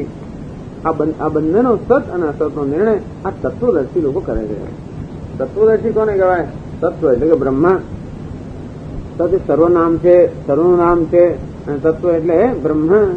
તત્વદર્શન એટલે તત્વદર્શી એટલે આ બ્રહ્મ જ્ઞાન જે ધરાવે છે એનું નામ તત્વદર્શી. તો એ લોકો કહે છે કે જે આ સત જેવું દેખાય છે એ વાસ્તવમાં સત નથી, જે દેખાય છે એ વાસ્તવમાં સત્ય નથી. સત્ય કોણ છે? એ સર્વનું જે અધિષ્ઠાન છે એ સત્ય છે. આત્મા સત્ય છે, અનાત્મા સત્ય નથી. આવો નિર્ણય તત્વદર્શીઓ કરેલો છે. તો આપણે શું કરીએ? આપણે ન આવું ધારો કે આપણે હજી ન સમજાતું હોય કે આપણી દ્રષ્ટિએ આપણી સૂક્ષ્મ ન થયું તો શું કરવાનું? તો કઈ વાંધો નહીં. એ કહે છે એટલે જ કહે છે કે શુભમપી તત્વદર્શિનામ દૃષ્ટિમ આશ્રિત્ય શોકમ મોહમ ચ હિત્વા શીતોષ્ણાદીની નિયત અનિયત રૂપાણી દ્વંદ્વાની વિકાર અયમ 37માં પાના પર ઉપરથી ત્રીજો પેરેગ્રાફ. તમોપી તત્વદર્શિનામ દૃષ્ટિમ આશ્રિત્ય. છોટા અર્જુનને ભગવાન આ પ્રમાણે કહે છે કે હે અર્જુન, તું પણ તત્વદર્શિનામ દૃષ્ટિ આશ્રિત્ય. આ તત્વદર્શીઓ જે છે એની દ્રષ્ટિનો આશ્રય ને એમની દ્રષ્ટિનો આશ્રયના સાથ એ લોકો જે સત્યના દર્શન કરે છે એનો આશ્રય એનો સ્વીકાર કરેલા. અત્યારે તું સ્વીકાર કરેલા શ્રદ્ધાપૂર્વક કે તત્વદર્શી લોકો એમ કહે છે કે જે દેખાય છે એ સત્ય નથી, પણ સત્ય કોણ છે? આત્મા સત્ય છે, આત્મા અન્ય સર્વ અસત્ય છે. આવો તત્વદર્શીઓ નિર્ણય છે. તું પણ એ નિર્ણયને અર્જુન સ્વીકારેલ. અત્યારે આપણે ક્યારેક તો હવે આ તો આપણે સમજાય નહીં તમે માની સમજાય નહીં. આને જેવું છે આપણે તો મને દેખાડીએ તો હું તો દેખાડવા માટે પેલો કે અહીંયા મને દેખાડવાનું અમુક વસ્તુ શક્ય ના હોય. આ રૂમની અંદર સંગીત છે કે નહીં મને દેખાડી આપો તો હું તો ટ્રાન્ઝિસ્ટર શરૂ કરું. અત્યારે પ્રોગ્રામ આવે છે કે નહીં પહેલા મને કહો. બધું ટ્રાન્ઝિસ્ટર શરૂ કરે ત્યારે જ પ્રોગ્રામ સાંભળી શકે. આપણા કાનથી તો પેલો પ્રોગ્રામ સાંભળી શકાય નહીં. આપણા કાન એના માટે એટલી સૂક્ષ્મતા ધરાવતા નથી. આ ટ્રાન્ઝિસ્ટર છે એ એટલી સૂક્ષ્મતા ધરાવે છે કે એ પ્રકારના તરંગોને પકડી શકે. અંતેથી જો પેલા ઘરમાં ટ્રાન્ઝિસ્ટર વાગે છે અને માટે એ તો સ્વીકારી લે કે તારા ઘરમાં પણ છે આવું સંગીત કે બધે અત્યારે આ પ્રોગ્રામ પ્રસારિત થઈ રહ્યો છે.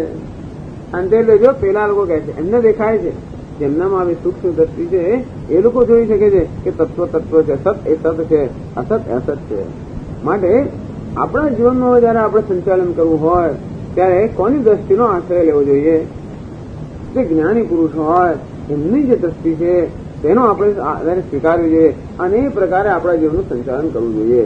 આપણી દ્રષ્ટિનો આશ્રય લીધા કરીશું તો ક્યારેય પણ આપણે આપણી દ્રષ્ટિ ઉપર ઉઠી જ ના શકીએ. આપણે જે સ્તર પર છે એ સ્તર પરથી કંઈક ઉન્નતિ કરવા માટે એ સ્તર પર હોય એનો આશ્રય લેવો પડે.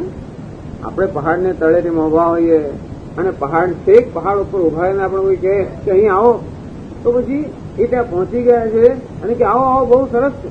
ના પણ મને કેમ ખબર કે સરસ છે? હું કહું છું એટલે સરસ છે.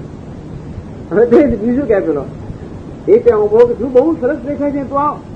નહીં, તું પહેલેથી મને ખાતરી કરો કે સરસ દેખાય છે, પણ ત્યાં ગયા છે ખાતરી થાય નહીં.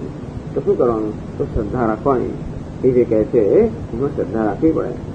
એટલે શ્રદ્ધાનો પ્રશ્ન ઉપસ્થિત થાય કે જે વસ્તુ હજી આપણા દર્શનનો વિષય નથી પણ જે આપણા દર્શનનો વિષય બની શકે એમ છે એ માટે શ્રદ્ધા. ક્યારેય પણ દેખાશે નહીં, તું આવે કે ના આવે તને નહીં દેખાય તો પછી આપણે શ્રદ્ધા ના બેસે. તું પણ અહીંયા આવ તો તને આવું જ દેખાશે, સુંદર દૃશ્ય દેખાશે તો આપણે શ્રદ્ધા જન્મે. અંતેથી એના શબ્દો પર શ્રદ્ધા મૂકીને આપણે પણ ત્યાં જવાનો પ્રયત્ન કરીએ. તે રીતે હે અર્જુન, તું પણ આ જ્ઞાની પુરુષો છે એની દ્રષ્ટિમાં શ્રદ્ધા મૂક અને એ રીતે તારા જીવનનું સંચાલન કર. તો તત્વદર્શિનામ દૃષ્ટિમ આશ્રિત્ય શોકમ મોહમ ચ હિત્વા. આ પ્રકારનું જેનું દર્શન હોય કે જે કઈ દૃશ્ય જગત છે એ બધું મિથ્યા છે, એને કોઈ દાડો શોક અને મોહ હોઈ ના શકે. મિથ્યા વસ્તુ ક્યારે પણ શોક કે મોહ ન ઉપજાવી શકે, સત્ય વસ્તુ જ ઉપજાવી શકે. અરીસામાં જયારે આપણે આપણું પ્રતિબિંબ જોઈએ અને દેખાય કે આપણું મોં વાંકું છે તો આપણે તો થઈ જ મળી કે શું થઈ ગયું ને એકદમ તો શોક ઉપજે આપણને. પરંતુ આપણે ખબર હોય કે આ તો અરીસો વાંકો છે માટે મારું મોં વાંકું દેખાય છે, અર્થાત મારા મુખની વક્રતા છે એ મિથ્યા છે, એવું જો જ્ઞાન હોય તો એ મુખની વક્રતા મને શોક ન પહોંચાડી શકે. પણ એ વક્રતા સાચી છે, મારું નાક છૂટું થઈ ગયું એવું ધારો કે આપણે ખરેખર લાગે એવું માની લઈએ તો તરત જ દુઃખ થાય. દુઃખ થાય શું પછી પાછું ભારત ના નીકળીએ આપણે તો હવે મોં કેવું બતાવવું. પણ આપણે ખબર હોય કે આ મિથ્યા છે તો આપણે કોઈ પ્રકારનો શોક ન થાય, કારણ કે આજે મારું મોં વાંકું દેખાય છે, ખરેખર દેખાય છે છતાં પણ વાંકું નથી. અને જો મિથ્યાને આપણે મિથ્યા જાણતા હોઈએ તો જગત તો કોઈ દિવસ શોક ના હોય. ભગવાન કહે આખું જગત મિથ્યા છે એટલે એનો અર્થ એ થયો કે એમાં જે ટાળ ને તડકો છે એમાંથી જે સુખ દુઃખ જન્મે એ મિથ્યા છે. માન અપમાન એ પણ મિથ્યા છે. હાર ને જીત એ પણ મિથ્યા છે. આ બધું મિથ્યા. હાર પણ નથી, જીત પણ નથી, માન પણ નથી, અપમાન પણ નથી, કશું છે જ નહીં. અને તેથી જ્ઞાની પુરુષોને કઈ અસર થતી જ નથી. યમ હિના વ્યથયંતે તે આ જગતના અનેક પ્રકારના પ્રસંગો બની રહ્યા હોય એની કોઈ પણ વ્યથા જ્ઞાની પુરુષને ઉત્પન્ન થતી કે જાણે છે કે પત્તાનો મહેલ જો પડી ગયો તો કે આપણે રડવાનો પ્રશ્ન નથી, કે બે ચાર માં વધારે બાંધ્યા તો એમાં હરસવાનો પણ પ્રશ્ન નથી. એ પત્તાના મહેલને સત્ય માનતા હોય કે આ બંધાયા પછી અમે રહેવા જઈશ, મમ્મી હું તને અહીંયા આગળ રાખી છું, પપ્પા નહીં રહેવા દો, એમ કરીને સારું આવો પ્લાન જે કરતો હોય એ બાળક એને માટે એવું સત્ય છે.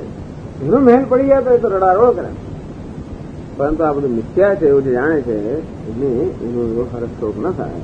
અને તે જે જગતમાં જે કંઈ પરિવર્તન થાય એનો કોઈ હરસશોક નથી. આ વસ્તુ અહીંથી ત્યાં ગઈ એ ત્યાંથી ત્યાં ગઈ એનું સરખું જ છે. કારણ કે અહીં હોય તોય ફેર નથી પડતો, ત્યાં હોય તોય ફેર નથી. એનું નામ મિથ્યા. વસ્તુ જેવી હોય એની કંઈ ફેર ન પડે એ પ્રકારનું જ્ઞાન એનું નામ મિથ્યા. અજ્ઞાની લોકો જાણે છે કે જગત જેવું હોય એવું બરોબર છે, સારું નથી અને ખરાબ પણ નથી.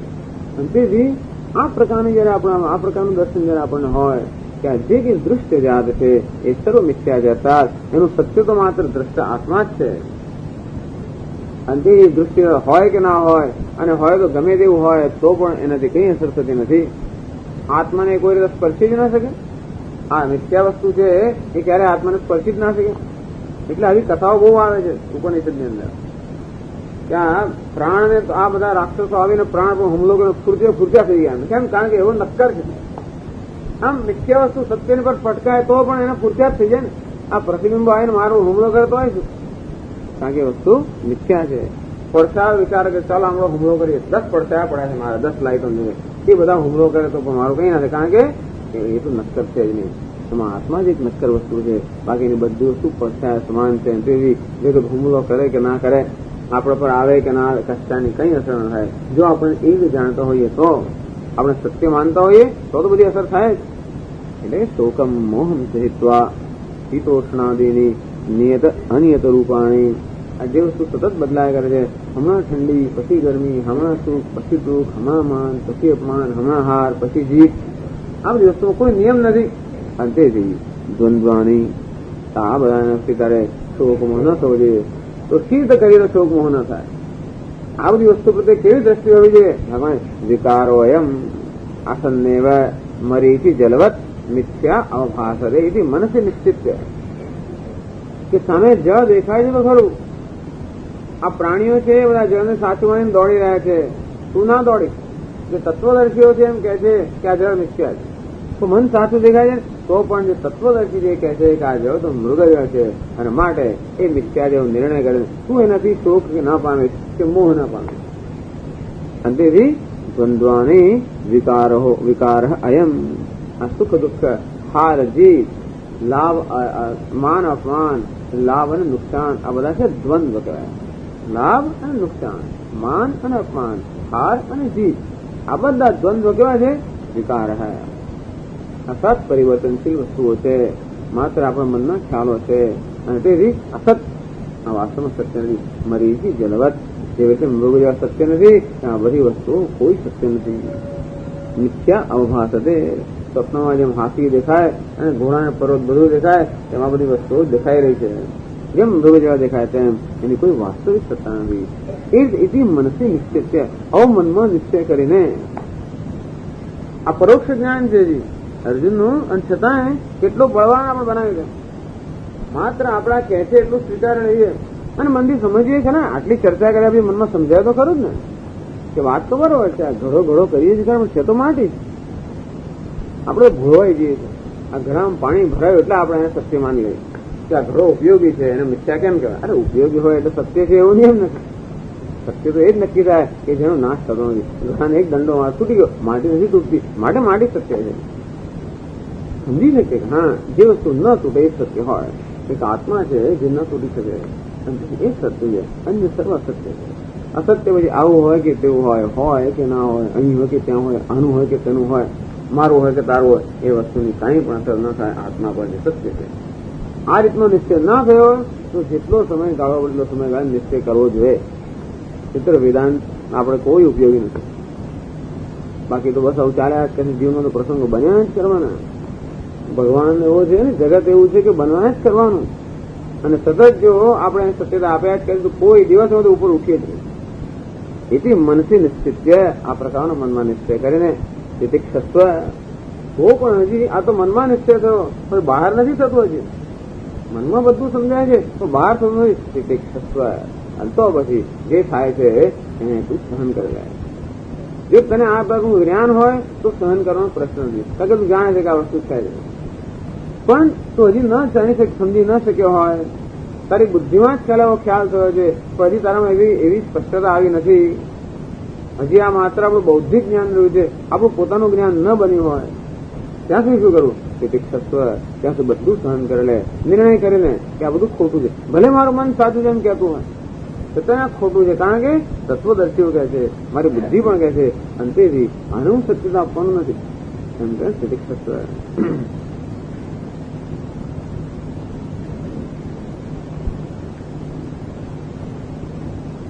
સ્વપ્ન દ્રષ્ટુભિ ઇવ અસ્માભિ અદ્રષ્ટમભિ. હજી આપણે જયારે સ્વપ્નમાં હોઈએ અને સ્વપ્નમાં આવીને કોઈ આપણો ઉપદેશ આપે, જાગ્રત જગત, તો આપણે શું કરીએ? આપણે હોઈએ સ્વપ્નમાં, કોઈક એવો હોય જેને આ જાગ્રત જગતનું જ્ઞાન હોય, એ આપણા સ્વપ્નમાં પ્રવેશ કરે ધારો કે, અને આપણને ઉપદેશ આપે કે આ બધું મિથ્યા છે, સત્ય જગત તો કંઈક જુદું જ છે. ત્યારે સ્વપ્નમાં રહેલા આપણને એ દેખાય નહીં. અને તો શું કરીએ? સ્વપ્નમાંથી ત્યારે જ ઉઠી શકીએ જ્યારે એ જે કહે છે એ આપણે સ્વીકારી લઈએ.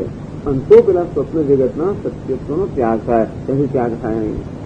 અને તેથી શ્રુતિઓ પણ કહે છે નેહ નાના સ્થિતિ છે. શ્રુતિ કહે છે કે ક્યાંય પણ દ્વૈત નામની વસ્તુ જ નથી. મૃત્યુમાં આપતો નથી. જ્યાં દ્વૈતને સત્યતા આપે છે, એક મૃત્યુમાંથી બીજા મૃત્યુમાં, એક શોકમાંથી બીજા શોકમાં સતત એની હારમાં ચાલ્યા કરે છે. એટલે અસ્તિત્વ ઉપલબ્ધ છે. ઉપનિષદ કહે છે કે આત્મા છે, સત્ય છે, આત્મા સત્ય છે. એ પહેલા આપણો નિર્ણય થઈ જ જવો જોઈએ, અને પછી આપણે ધીમે ધીમે આ વસ્તુમાંથી મુક્ત થઈ શકશું. અને આ રીતે અસતના કે આત્માના જ્ઞાનથી જયારે અસતનો બહાર થાય ત્યારે કોઈ જાતનો એના પર વ્યસન ન થાય. અને ત્યાં સુધી જ્યાંથી પરોક્ષ જ્ઞાન જ હોય ત્યાં સુધી સહન કરવાનો પ્રશ્ન છે. ખબર છે થોડું માટે સહન કરી લઈએ, પછી તો સહન કરવાનો પ્રશ્ન આવતો નથી જ્ઞાની પુરુષોને. નહીં તો તિતિક્ષસ્વ કહી ના શકે ભગવાન. ભગવાન જયારે કહે કે તું સહન કરી લે, જો એ સહન કરવાનું સાચું હોય તો સહન ન કરી શકાય. જે ઘટના બની છે સાચી જ હોય અને આપણે કઈ કશું નથી બન્યું હોય જાય તો કહેવાય તો ના ચાલે. એ ન બન્યું હોય અને આપણે બન્યું માનતા હોય તો જ કહેવાય. ભગવાન જયારે કહે કે આ બધું સહન કરી લે, એની પાછળનું કારણ એ છે કે ખરેખર આ બધું બનતું નથી. ખરેખર તું તેને માન અપમાન કહે છે સત્ય નથી, છતાં તું એને માન અપમાન માને છે. માટે હું કઉ છું માટે એને સ્વીકારી લે. અને ભલે આવતા જે આવે તેના તું ત્યારે પ્રતિકાર ના કરે. તારું કોઈ માન આપે તો પ્રતિકાર ના કરીશ, તું હર્ષથી ઉછળી ના જઈશ. તારું કોઈ અપમાન કરે તો પ્રતિકાર ના કરીશ, તું શોક ના કરીશ. બસ આ બંને આપણા પ્રતિકાર કે પ્રત્યાભાવ થાય. રિએક્શન, હર્ષ એ પણ રિએક્શન છે, શોક એ પણ રિએક્શન છે. કશું કે આપણે અનુકૂળ બન્યું આપણે હર્ષ પૂરું થઈ જાય, એકદમ પૂરું હર્ષ થઈ જાય. જરાક ખરાબ બન્યું એ એકદમ જાણે કે દુઃખમાં ગરકાવ થઈ ગયા. આ બંને શું કહેવાય? રિએક્શન, પ્રત્યાઘાત.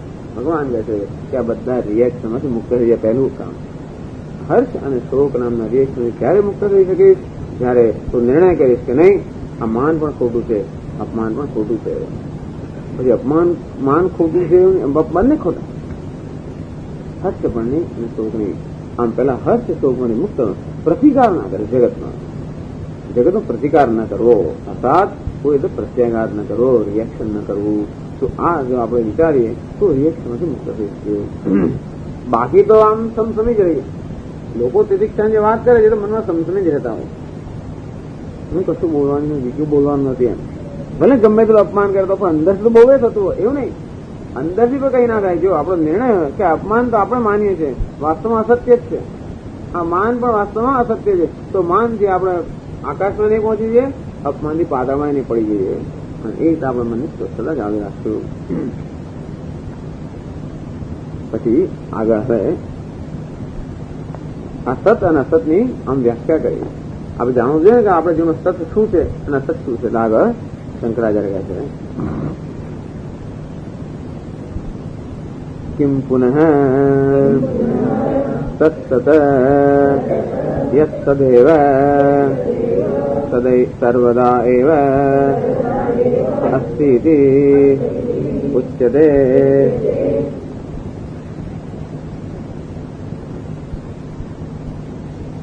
કિમ પુનઃ તત્સત યત્સદેવ સર્વદા એવ અસ્તિ. ભગવાને કહ્યું કે સત એને કહેવાય જેનો ક્યારેય અભાવ થતો નથી, અને અસત એ છે જેનો ખરેખર વાસ્તવિક ભાવ નથી. તરત પ્રશ્ન ઉપસ્થિત થાય, આ વાત તો બરોબર છે, આ સત અસત આપણે જાણવા જોઈએ. સતને સત તરીકે જાણવું જોઈએ, અસતને અસત તરીકે જાણવું જોઈએ. એ તરત મનમાં પ્રશ્ન ઉપસ્થિત થાય, કિમ પુનઃ તત્સત. તો પછી આપણે ભગવાન આપણે જેને સત કહ્યું, જેનો ક્યારેય અભાવ થતો નથી, જે હંમેશા હોય છે, એ સત કેવું છે? કિમ પુનઃ સત યત સદૈવ સર્વદા એવ અસ્તિ. જે હંમેશા હોય છે, સર્વદા એવ અસ્તિ, જે હંમેશા સત્ય જ હોય છે, જે ક્યારેય વ્યભિચાર પામતું નથી. તેથી ઉચ્ચતે એવું તત્વ કહ્યું છે. તો ભગવાન પછીના શ્લોકમાં આ પ્રશ્નનો ઉત્તર આપે છે. 17મા શ્લોકમાં કહે છે અવિનાશિતુ તદ્વિદ્ધિ येन सर्वमिदं ततं विनाशमव्ययस्यास्य न कश्चित् कर्तुमर्हति.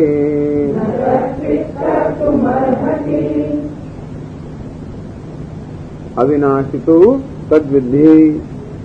સત એટલે પેલું સત. જે સત છે એ કેવું છે? અવિનાશી. એનો ક્યારેય પણ જેનો વિનાશ ન થાય. આ સત જે છે, બ્રહ્મ છે, આત્મા છે, અવિનાશી છે. શા પરથી કહો છો? આત્મા અવિનાશી છે, બ્રહ્મ અવિનાશી છે, એનો ક્યારેય પણ નાશ થાય. શા માટે?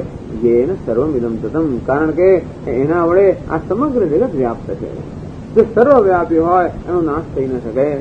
આત્મા સર્વવ્યાપી છે, અને માટે એનો ક્યારેય નાશ ન થઈ શકે. આવું કહ્યા પછી ભગવાન બીજી પંક્તિમાં વિનાશમ અવ્યયસ્ય અસ્ય. અસ્ય અવ્યયસ્ય બ્રહ્મણ. આ બ્રહ્મ કેવું છે? અવ્યય છે, જેમાં કોઈ વ્યય ના થાય, જેનો કોઈ અપક્ષય ના થાય. એવું આ બ્રહ્મ જેમાં કોઈ પ્રકારનો વ્યય નથી, વિકાર નથી, પરિણામ નથી, પરિવર્તન નથી. ન કશ્ચિત અસ્ય વિનાશમ કર્તુમ અર્હતિ. એવું કોઈ પણ નથી જે આ બ્રહ્મનો કે આત્માનો વિનાશ કરી શકે. ન કશ્ચિત કોઈ પણ આ આત્માનો વિનાશ કરી શકે નહીં. આત્મા કોઈમાં કોણ હોય? કાં તો આત્મા હોય કે આત્માથી બીજું કોઈ હોય. આત્મા એનો વિનાશ ના કરી શકે કે આત્માથી બીજું કશું નથી જેનો વિનાશ કરી શકે. આમ આત્માનો કોઈ પણ વિનાશ કરવાની જે કઈ પદ્ધતિ છે એમને કોઈ પણ પદ્ધતિ આત્મામાં લાગુ પડતી નથી. એમ તેથી આત્માનો ક્યારેય પણ વિનાશ ન થઈ શકે. આત્મા કેવો છે? સત્ય છે. શા માટે? જેન સર્વમિદં તદમ. કારણ કે એના વડે સમગ્ર જગત વ્યાપ્ત છે. માટે હે અર્જુન, આત્મા અવિનાશી છે. કેમ? કારણ કે એ સર્વવ્યાપી છે.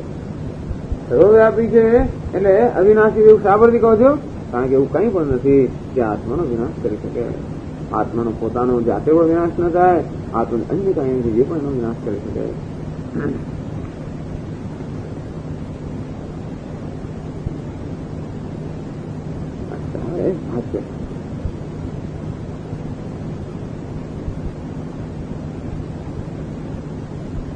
અવિનાશી ન વિનશ્વમ શીલમ અસ્ય ઇતિ સુશબ્દઃ તતઃ વિશેષણાર્થઃ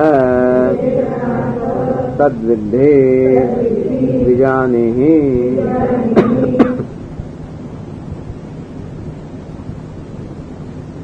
આ શંકરાચાર્ય અવિનાશી શબ્દની સુંદર વ્યાખ્યા આપે છે વ્યાકરણ પ્રમાણે.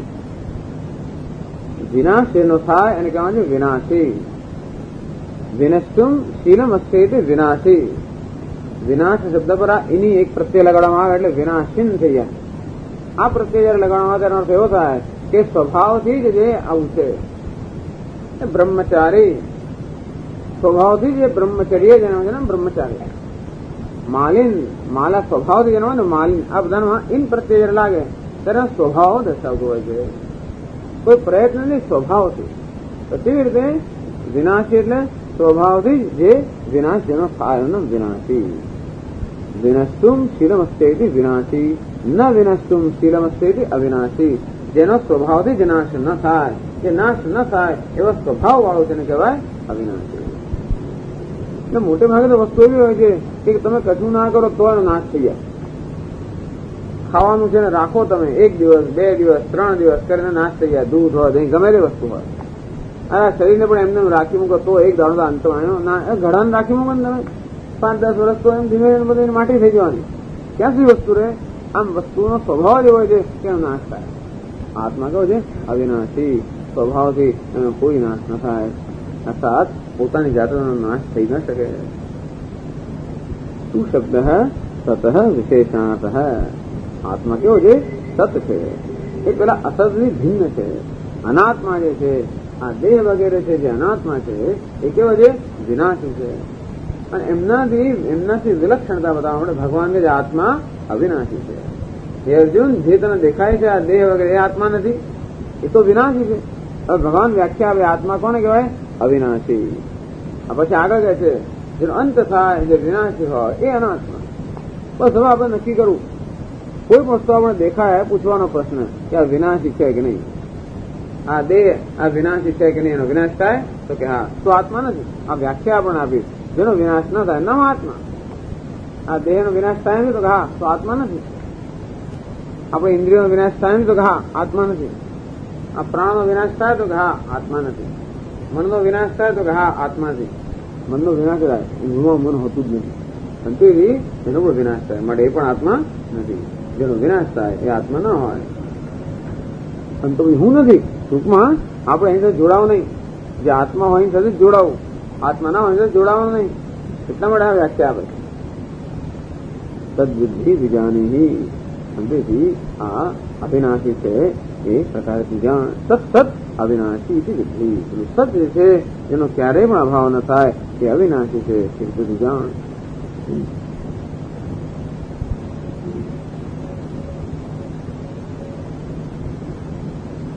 એવું શું છે આત્મામાં જેને કારણે આપણે અવિનાશી કહો છો? એટલે આગળ કહે છે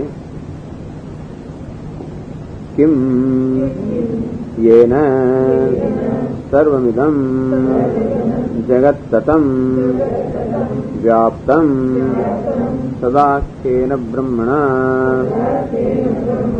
સાકાશમ આકાશેન ઇવ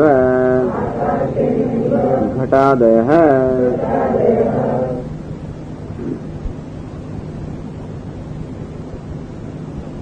કેમ તત્ કહે એવું શું છે ભગવાન? તદ વિદ્ધિ. આ જાણવાનો પ્રશ્ન છે. વિદ્ધિ એટલે કે આનું જ્ઞાન તું પ્રાપ્ત કર. તદ વિદ્ધિ એટલે જાણવું. આ આત્માને તું જાણ. શું જાણ? અવિનાશી છે એ રીતે તું આ સતને કે આત્માને જાણ. કિમ તત્ એ કયું છે? યેન સર્વમ ઇદમ તતમ. જેને જેના વડે ઇદમ એટલે જગત, જેના વડે આ સમગ્ર જગત તતમ વ્યાપ્ત છે. એટલે આવો એક નિયમ છે કે જે સર્વવ્યાપી હોય એનો નાશ ન થાય. આકાશ કેવું છે? સર્વવ્યાપી છે, પણ આકાશનો નાશ ન થાય. વ્યવહારિક દ્રષ્ટિની વાત છે. જેટલો પ્રમાણમાં વસ્તુ વ્યાપ્ત હોય એટલી સૂક્ષ્મ હોય. જેમ વ્યાપકતા વધારે તેમ સૂક્ષ્મતા વધારે. આપણો બરફ હોય, બરફ અમુક જ પ્રકાર અમુક જ જગ્યા રોકે, પછી જયારે જળ થઈ જાય ત્યારે વધારે વિસ્તાર રોકે. એક બરફનો ટુકડો અહીં જ પડ્યો હોય, એ જળ થઈ જાય તો આખો રૂમ ભરાઈ જાય. રૂમ પછી આપણે એને ગરમ કરીએ અને પછી વરાળ થાય ત્યારે તો બધું ભરાઈ જાય. આ વસ્તુ જેમ જેમ સૂક્ષ્મ થાય તેમ તેમ વ્યાપક બને. જેમ વ્યાપક હોય તેમ સૂક્ષ્મ હોય. આકાશ કેવું છે? સર્વવ્યાપી છે અને માટે સર્વથી સૂક્ષ્મ છે. આ સૂક્ષ્મ વસ્તુનો નાશ કોઈ સ્થૂળ વસ્તુ ન કરી શકે. આમ તેથી આકાશને આપણે બાળી ન શકીએ, એને શોષી ન શકીએ, એને ટુકડાઈ ન કરી શકીએ, એને ભીજવી ન શકીએ, કારણ કે આ આકાશ આ સર્વથી સૂક્ષ્મ છે. અને તો આકાશનું પણ જે કારણ છે એ તો કેવું સૂક્ષ્મ હોય. આત્મા કે બ્રહ્મ કેવું છે? આકાશનું પણ કારણ. આકાશનો પણ જન્મ થયો એ બ્રહ્મ આકાશથી પણ સૂક્ષ્મ હોય. કારણ હંમેશા કાર્યથી સૂક્ષ્મ હોય. આ માટી ઘડાથી સૂક્ષ્મ છે. કેમ? કારણ કે ઘડો એક જ સ્થળે હોય એ તો મર્યાદિત થઈ ગયો. એક જ આકારમાં માટી તો ગમે તેટલા આકાર ધારણ કરી શકે. ઘડો પણ ફૂટી જાય, માટી ફૂટે નહીં. અંતેથી માટી જે છે આકાશ કરતા સૂક્ષ્મ છે, ઘડામાં સર્વત્ર વ્યાપ્ત છે અને બધાએ ઘડામાં વ્યાપ્ત છે. ઘડો તો એક જ ઘડામાં વ્યાપ્ત છે, માટી બધા ઘડામાં વ્યાપ્ત છે. અંતેથી જે સૂક્ષ્મ હોય એ હંમેશા સ્થૂળની દ્રષ્ટિએ અને સ્થૂળ જે સૂક્ષ્મ નાશ ન કરી શકે. અંતેથી કહે છે યેન સર્વમિદમ જગત સતમ વ્યાપ્તમ સદાખ્યેન બ્રહ્મણા. જેને સત કહેવામાં આવે છે એ વાસ્તવમાં શું છે? બ્રહ્મ. આ બ્રહ્મ વડે સમગ્ર જગત વ્યાપ્ત છે. જ્યાં પણ જગત છે ત્યાં બ્રહ્મ છે. કારણ કે આમ એવું થાય કે માટીનો જયારે ઘડો બને ત્યારે તો માટીમાં અમુક પ્રકારનું પરિવર્તન થઈ જાય ત્યારે ઘડો બને, પણ આ બ્રહ્મમાંથી જયારે જગત બન્યું ત્યારે બ્રહ્મમાં કોઈ પ્રકારનું પરિવર્તન થયું કે નહીં? બ્રહ્મમાં કોઈ પ્રકારનું પરિવર્તન થાય. જો માટીનો નાશ થઈ જાય કે એમાં વિકાસ થાય ત્યારે ઘડો બને, બીજનો નાશ થાય ત્યારે અંકુર ફૂટે. એવી રીતે બ્રહ્મનો નાશ થયો અને આ જગત બન્યું કે નહીં? બ્રહ્મમાં કોઈ પણ પ્રકારના પરિવર્તન વગર જ જગતનો જન્મ થયો. જેમ રજ્જુમાં પરિવર્તન થયા વગર સર્પનું સર્જન થાય, તેમ બ્રહ્મમાં કોઈ પણ પ્રકારના, બ્રહ્મ અર્થાત આત્મામાં કોઈ પ્રકારના પરિવર્તન વગર જગતનું સર્જન થયું છે. અંતેથી બ્રહ્મ કેવું છે? અવિનાશી. એ કે છે સર્વમિદમ તતમ. આ સમગ્ર જગત બ્રહ્મ વડે વ્યાપ્ત છે. સત વડે, બ્રહ્મ વડે જે સત છે એ જ બ્રહ્મ છે. જ્યાં પણ જગતમાં નજર કરીએ તો સત તો દેખાય જ આપણને. આ ફૂલ તરફ નજર કરીએ તો ફૂલ છે, એટલે ફૂલ છે. સન ઘટ, સન પટ, સન હસ્તી ઘડો છે, વસ્ત્ર છે, હાથી છે, આમ છે છે છે, અસ્થિ અસ્થિ અસ્થિ, સત સત સત, સર્વત્ર વ્યાપ્ત છે કે નહીં? એ સત એટલે જ બ્રહ્મ. આમ બ્રહ્મ સર્વવ્યાપી છે. હવે જો ઘડો માટીનો નાશ ના કરે, કાર્ય કારણનો નાશ ના કરે, જગત જે કાર્ય છે એ કારણ બ્રહ્મનો નાશ ના કરી શકે. તેમ બ્રહ્મ કેવું ચિત્તરૂપ છે અને માટે ભાતિ ભાતિ ભાતિ, સ્ફુરે છે સ્ફુરે છે સ્ફુરે છે. આમ સત્તા અને સ્ફૂર્તિ રૂપે બ્રહ્મ સમગ્ર જગતમાં વ્યાપ્ત છે. એટલે યેન સર્વમિદમ જગત સતમ.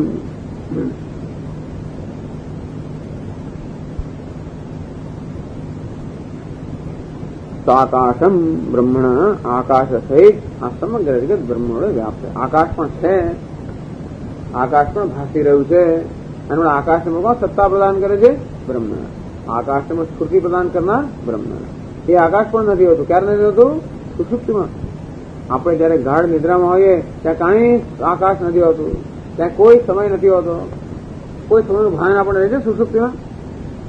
જયારે ખબર ના પડી 1 કલાક ક્યાં જતો રહ્યો, બપોરે જંગલ થઈ જાય, હમણાં સુઈ ગયા ના થાય, 4 વાગી ગયા ખબર ના પડી. રાત્રે સુતા ને સવારમાં 6 વાગી ગયા, શું થઈ ગયું? 7 કલાક થઈ ગયા. આમ 7 કલાક ક્યાં? દિવસે 7 કલાક કેમ ગાળવા? બેંકમાં ગયા પછી મોટી તકલીફ થાય. બેંકમાં આપણે 11 વાગે ગયા ને 6 ક્યારે વાગશે ક્યારે વાગશે ક્યારે વાગશે એમ થાય, અને રાત્રે 11 વાગે સુઈ ગયા ને ક્યારે સવારે 6 વાગે ખબર જ ના પડી. એ બતાવે છે કે સુષુપ્તિમાં આ સમય નામની પણ કોઈ વસ્તુ હોતી નથી, કે દેશ નામની પણ વસ્તુ હોતી નથી. અંતેથી તે સમય અને કાળને પણ સત્તા પ્રદાન, દેશ અને કાળને પણ સત્તા પ્રદાન કરનાર છે. એ બ્રહ્મ સર્વત્ર વ્યાપ્ત છે, સર્વનું અધિષ્ઠાન છે. આકાશે ને ઇવ ઘટાદય, આ ઘટપટ વગેરે જેમ આકાશ વડે વ્યાપ્ત છે તેમ આ સમગ્ર જગત, આકાશ સહિત સમગ્ર જગત બ્રહ્મ વડે, આત્મા વડે વ્યાપ્ત છે. અંતેથી બ્રહ્મ કેવું છે? અવિનાશી છે, આત્મા અવિનાશી છે.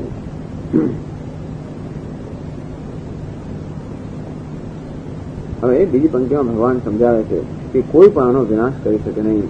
શંકરાચાર્ય એને સમજાવે છે. આગળ ભાષ્યમાં કહે છે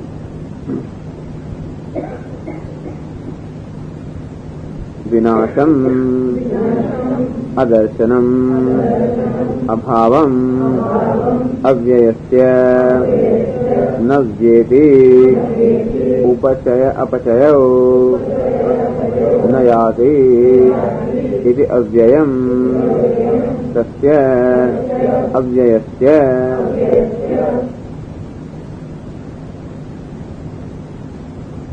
વિનાશમ અદર્શનમ, વિનાશ તો અર્થાત દ્રષ્ટિથી અગોચર થઈ ગયો, ન વિનાશ.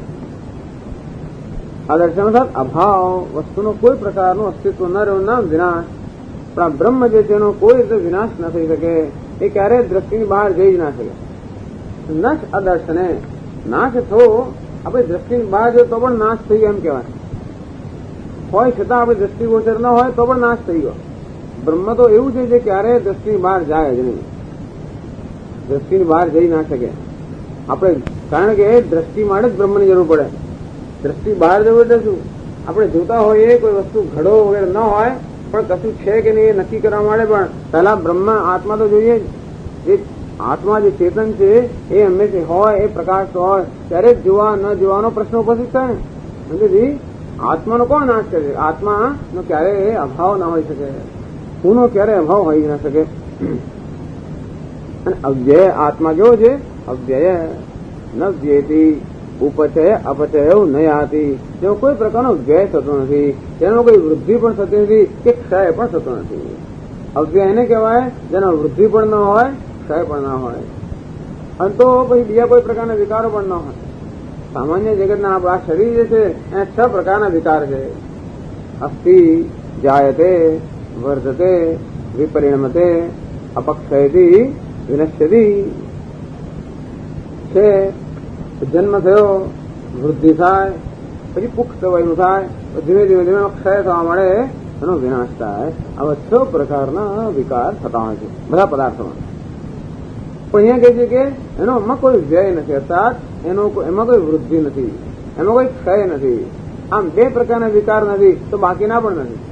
અર્થાત બ્રહ્મ આત્મા કેવો છે? જેમાં જન્મ નથી, મૃત્યુ નથી, વૃદ્ધિ નથી, ક્ષય નથી. અવ્યય છે.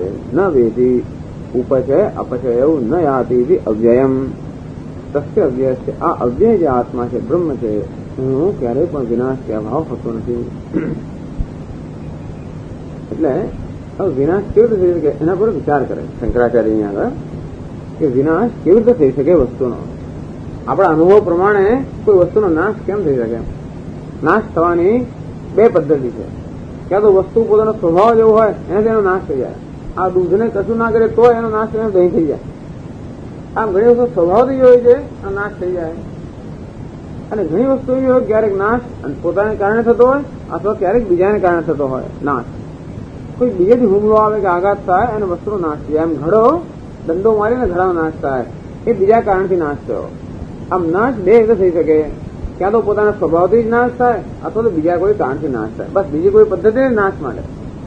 એટલે અહીંયા આગળ વિચાર કરવામાં આવે છે કે આ બ્રહ્મ જે સત છે એનો પોતાને કારણે નાશ થઈ શકે, એનો સ્વભાવ જેવો છે કે નાશ થાય તો નહીં, એ તો અવિનાશી છે. તો પછી બીજા કોઈ કારણસર બીજું કોઈ એવું છે જે બ્રહ્મનો નાશ કરી શકે, બીજા કોઈ કારણસર આત્માનો નાશ થઈ શકે, એ વિચાર કરે છે અહીંયા.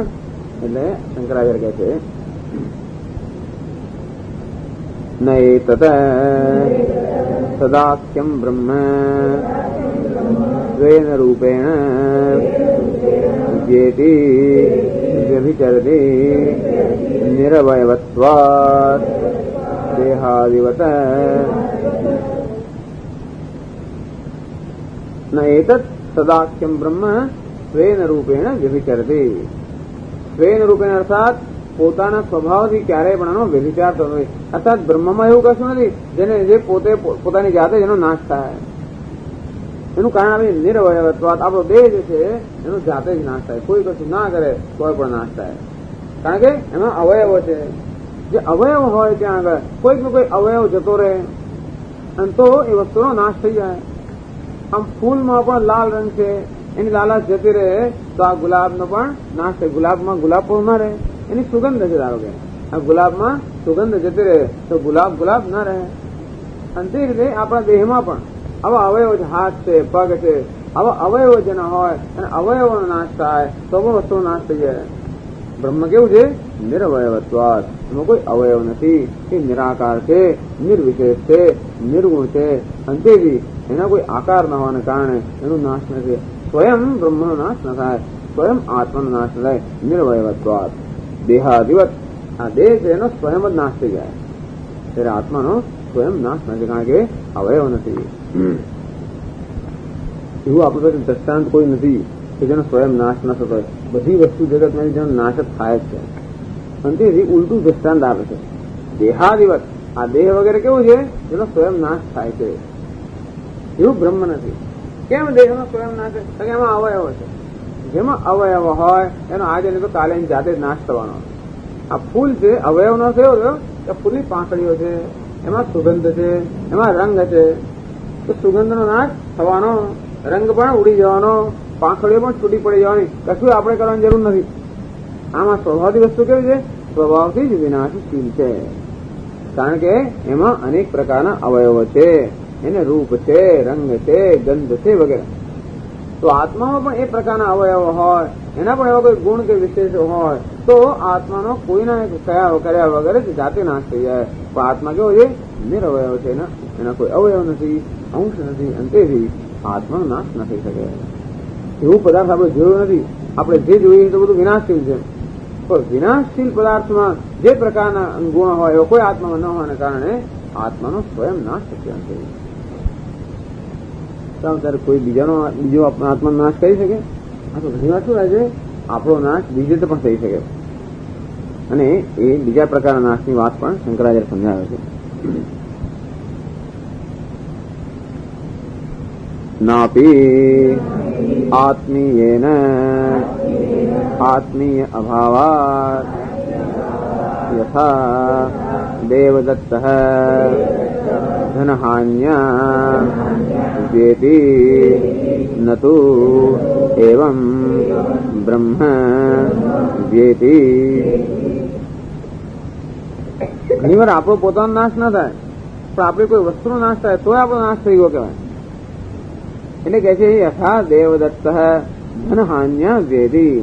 આ દેવદત્ત કેવો છે? ધનવાન છે. એનું ધન કોઈ લૂંટી જાય તો દેવદત્તનું ધન લૂંટી જાય. દેવદત્ત કે મરાઈ ગયો, હું તો ગયો. એ કોણ? એ તો છે જ એવો ને એવો જ છે. તો એ દેવદત્તમાં કઈક નાશ થયો. શેનો નાશ થયો? ધનનો નાશ થયો. એટલે કોણ નાશ થયો? ધનવાનનો નાશ થયો. ધનવાન એટલે ધનમ અસ્ય અસ્તિ. જેનું ધન છે ને ધનવાન કહેવાય. એ ધનવાનનું ધન જતો તો ધનવાનનો નાશ થઈ ગયો. આ ધન કેવું? જેનું આત્મીય, જેનું પોતાનું છે.